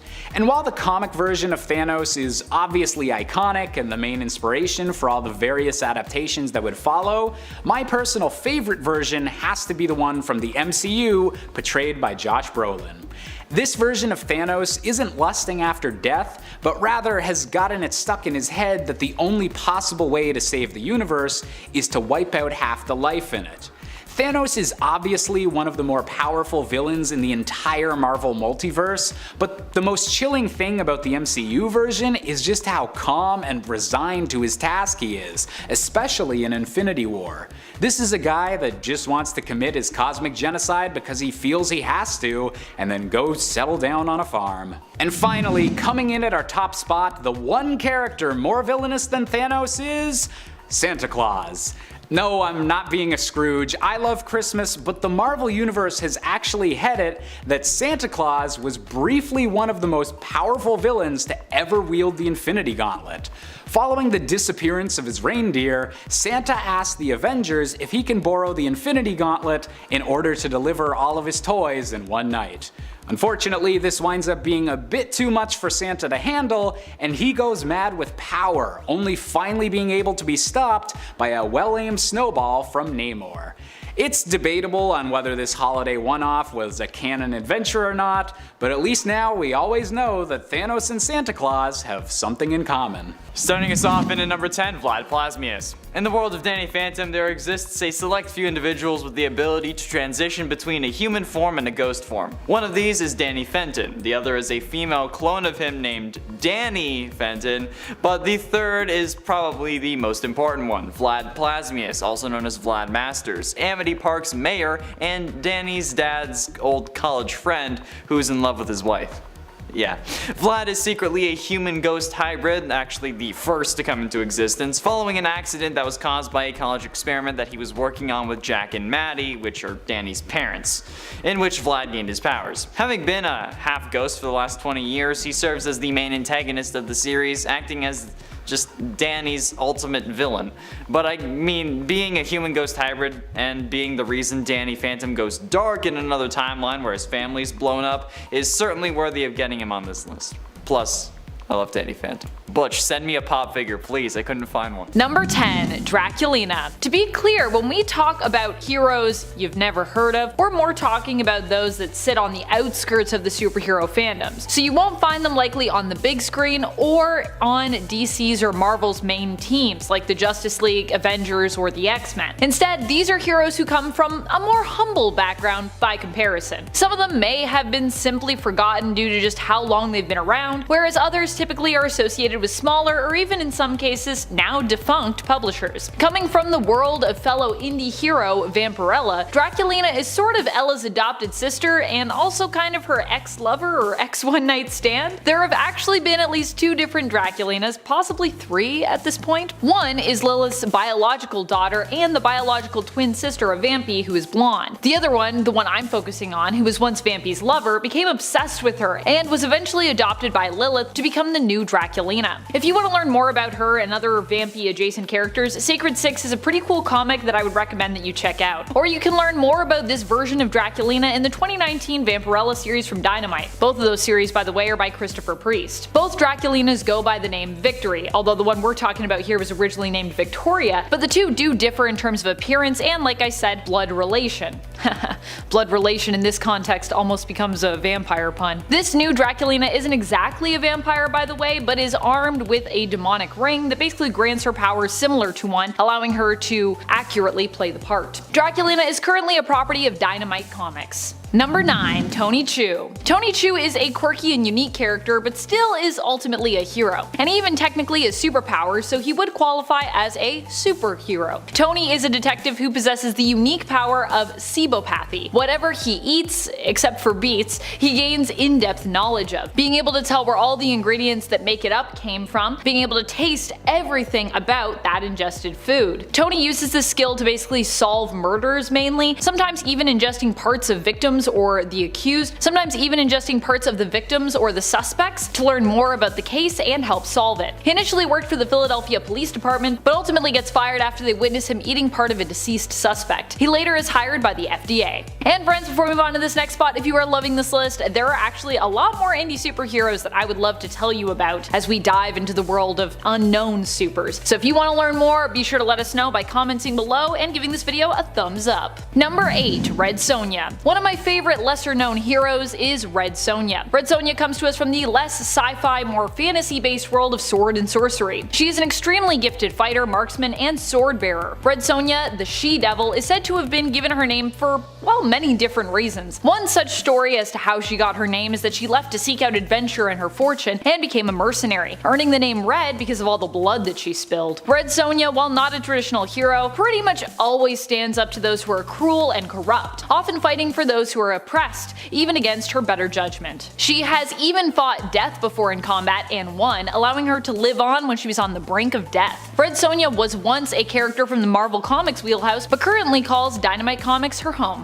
Number 7, Vampirella, but you can call her Vampy. Vampirella isn't a conventional hero by any means, but she definitely tries to do what's best by folks while still being a vampire from outer space, and at the same time with ties to Lilith and Hell. Overall, she's both complicated and also kinda super simple, and it's that weird blend of those two very different elements that I love about her. Vampy being an intergalactic vampire is super strong, fast, can fly because she actually has wings, and also has been shown to have access to advanced technology at times due to her ties to the planet Draculon. Vampirella is currently attached to Dynamite Comics but was originally a property of Warren Publishing. Number 6. Savage Dragon. Savage Dragon is a popular hero as far as the lesser known or indie heroes go, so if you haven't heard of him before, you might want to check him out. Initially, his origins were a mystery. All we knew was that he was a humanoid, green-skinned, dragon-like character who decided to fight as a police officer and hero, fighting against the criminal and mutant super freaks of Chicago. That's also in part because Savage Dragon initially had really bad amnesia in the comics, so he didn't actually even remember his own origin story at the time. Savage Dragon hails from Image Comics and was originally introduced as simply Dragon before being known under the mantle of Savage Dragon. His powers include super strength and super healing. Number 5. Witchblade. Witchblade is a hero who comes from Top Cow Productions. Mainly we've known Witchblade as Sarah Pizzini, but the Witchblade has belonged to many other powerful women throughout the years. The Witchblade is an ancient mystical artifact that typically binds itself to a host who can then wield and use its powers at will. It can be more or less powerful depending on the host, but in this case, since Sarah is one of the most well-known hosts of the Witchblade, we're gonna basically base the ranking on her abilities. The Witchblade can be used to summon mystical armor, which can cover the entirety of its host's body, though typically most are not skilled enough to actually summon that much armor, and instead are usually only covered in little pieces of armor as a result. Hence why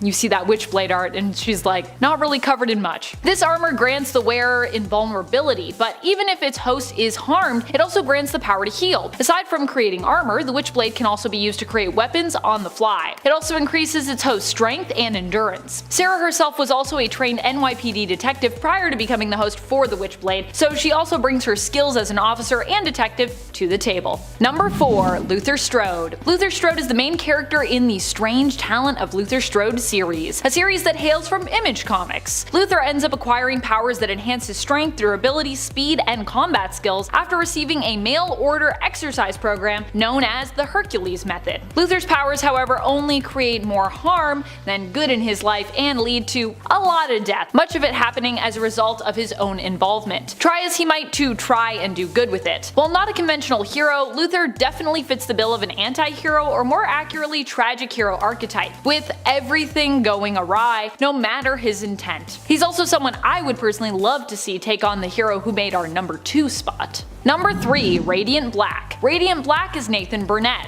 or was Nathan Burnett. Nathan to start, anyways. Going to try not to spoil this series because it's one that I think we should all be reading, so I'm just gonna leave it at Nathan for now. Radiant Black is the first hero we meet in this series. In issue number 1, Nathan ends up getting the powers of the Black Radiant, which basically means he has the powers of a black hole. Radiant Black can manipulate gravity and also becomes super dense with this power set. The downside for this hero is being new means that he's pretty inexperienced in the comics thus far. However, gravity manipulation as a power set is insane, which is how he ranks so high up on this list despite his inexperience. Radiant Black hails from Image Comics, and like I said, if you have not checked out this series and gotten to know the Radiants yet, well, you definitely need to change that, and you need to do so. It's like Power Rangers, but possibly cooler, and I say that having much respect and much love for Power Rangers. So that's not a snub at all, it's just like, it's really good. Number 2. Bulletproof. You know Invincible, but do you know Bulletproof? Fans of the comic series likely do, but if you just became an Invincible fan via the animated series, then this isn't a character that you'd be familiar with just yet. After all, at this point we've only had 1 season so far, so it's very likely Bulletproof will appear in the series,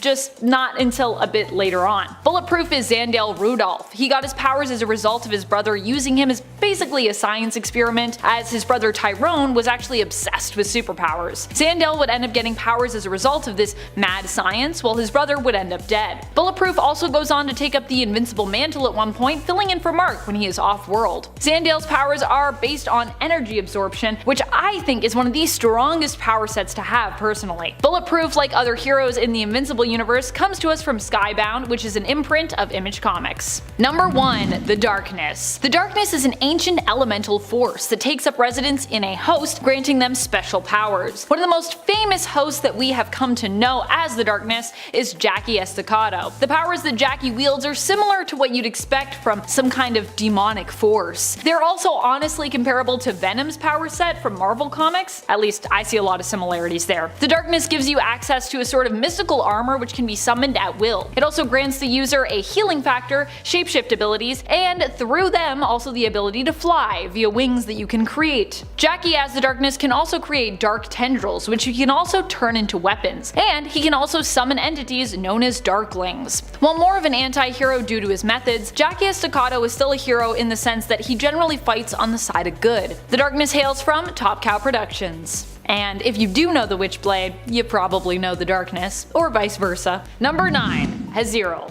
Haziral is the demon who possesses the leader of the Rat Queens, Hannah. Hannah is an elven necromancer in the series whose very existence as well as the type of magic she practiced made her controversial while growing up. As such, she ends up making a pact with the demon Haziral to get access to magic so that she can pass her classes at Mage U. This prompts her to grow horns and also makes her indebted and permanently bonded to the demon.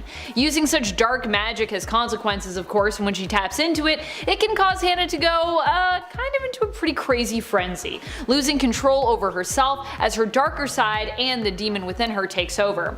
In Rat Queens, Hannah was prompted to use this power again to save her friends and fellow Rat Queens after years of resisting the temptation of said demonic power. Unfortunately, this also meant she would have to confront Haziral after years of staving off the demon's power and influence.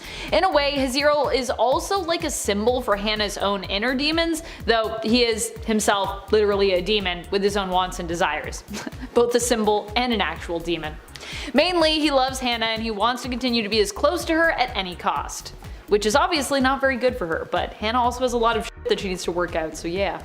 And it ain't Dave. Dave's origin is unknown as of yet, but it is heavily inferred that he was like the other thousands of robots in the series, created by humans to serve a certain task. However, the robots became advanced enough to form their own conscious thoughts, so of course they revolted and killed off the entire human race. It was shown that Dave was one of the robots that served in combat and also helped fight off numerous alien races, and after the wars, robots seemed to act entirely like humans, adopting their culture and their way of life. Dave had a wife named Sally, who he actually later divorced because apparently even robot girlfriends are unbearable, and a son called Scotty. However, he is now a nobody working as an office drone, which only makes him more of a villain, despite being the protagonist of the story, because like, given that he wiped out the entire human race, I think it's safe to say that he's a villain. Number 7. Scorpina. Scorpina was known for being one of Rita Repulsa's most capable enforcers in the television show Mighty Morphin Power Rangers, and the same can be said for her comic book counterpart. In fact, I'd even say that Scorpina is a bit more ruthless in the comics, in my opinion. She ends up becoming a somewhat reluctant and sassy ally later on, but starts out as a strong and menacing villain to the Power Rangers. Scorpina is known for her determination, expert fighting skills, and her intelligence. She initially is presented as a major enemy for Tommy Oliver, the Green Ranger, as he struggles to fight against Rita Repulsa's influence and hold over him. Scorpina would also go on to work alongside Lord Draken, the evil alternate future version of Tommy, and would later succeed him as the leader of his army. And at 6, death. We all love a good rendition of death, right? Of course we do, that's like the foundation of any good comic storyline. Well, in East of West, the whole story is about death, with this version of the Horseman being the protagonist of the series. And not only is he the Horseman of Death, but they're actually a horseman as well, considering how East of West is Wild West themed. However, this time around, Death, formerly of the 4 Horsemen of the Apocalypse, fell in love with someone named Xyloan, something like that. I probably butchered it, but oh well. And then had a son with her, which is a whole other can of worms. Presumably killed by Bel Solomon of the Chosen though. He survived with the help of Wolf and Crow. Since then, the White Horseman embarked on a quest for revenge over his wife and son. And in the most recent incarnation, Death possessed skin that was jet black instead of the pure white skin that he has now. He was also the only horseman who didn't get a gender change in the new reincarnation. Alright, I mean it's Death, so Death is genderless. But I mean, he may be good in the story though, but I think it's safe to say that Death before this series was a pretty, well, like, death-loving guy. Self-love. Number 5. Violator. Violator was always an indie villain that haunted my nightmares as a kid. Violator is the clown character with blue face paint from the Spawn film, who was played by John Leguizamo. I love John Leguizamo, but this role, wow. Also, John Leguizamo and everything is kind of wow, it's great. Not only did he crush it, but it also felt like he kind of crushed me and my soul under the terror of the Violator. The Violator in the comics is a Spawn villain who is one of the most powerful demons of hell. He often focuses on getting Spawn to use his necro powers, trying to get him sent back to hell to become Malebolgia's servant faster, but also serves to prepare Hellspawn for joining the army of Satan. Of course, that doesn't mean that he enjoys his job, and he often seeks to try and undermine his master. Violator is basically immortal as well. Despite dying many times, he's often reanimated shortly after in hell, only to return to torment Spawn some more. Yay. In at 4, Nemesis. At the start of this series, the supervillain Nemesis destroys a building in Tokyo, killing a SWAT team and a police inspector. In Washington, D.C., the FBI informs Metro Police Chief Inspector Blake Morrow that Nemesis is targeting him next. Haha. Wonderful. He's given a card reading Black Morrow, March 12th at midnight, flatline still counts. Morrow has his family put in protective custody, and then Nemesis hijacks Air Force One over the District of Columbia, taking the United States president hostage and crashing the plane. Nemesis makes an international broadcast, revealing the president as a hostage in front of him, and then finishing it off by saying, "It's time you hail your new chief." Nemesis reveals to his henchman that his real name is Matt Anderson, and his father had committed suicide after Morrow tried to imprison him for hunting runaway teenagers with his rich friends. Bored of well behavior and less excitement, Anderson traveled around the world to learn the ways of crime, hoping to fulfill his mother's dying wish to have Morrow killed. So I think you can understand that this guy is pretty messed up and a powerful villain. Number 3. Dracula. I think Dracula is a really important villain of Vampirella's to talk about, since he also just surprisingly married her. In Priest's Vampirella series, he had these two longtime enemies tie the knot recently, shaking things up completely. I know when I heard about this going down, I was like, what? Actually, a lot of Priest's run has been shaking up the status quo and the world of Vampirella in interesting, exciting, and of course, bloody ways. Of course, the version of Dracula we see in this series isn't the conventional one that you're used to seeing when it comes to Vampirella's comics. This version of Dracula is a reincarnation that is attempting to cheat fate by marrying Vampy, thereby altering his destiny and hopefully saving his life.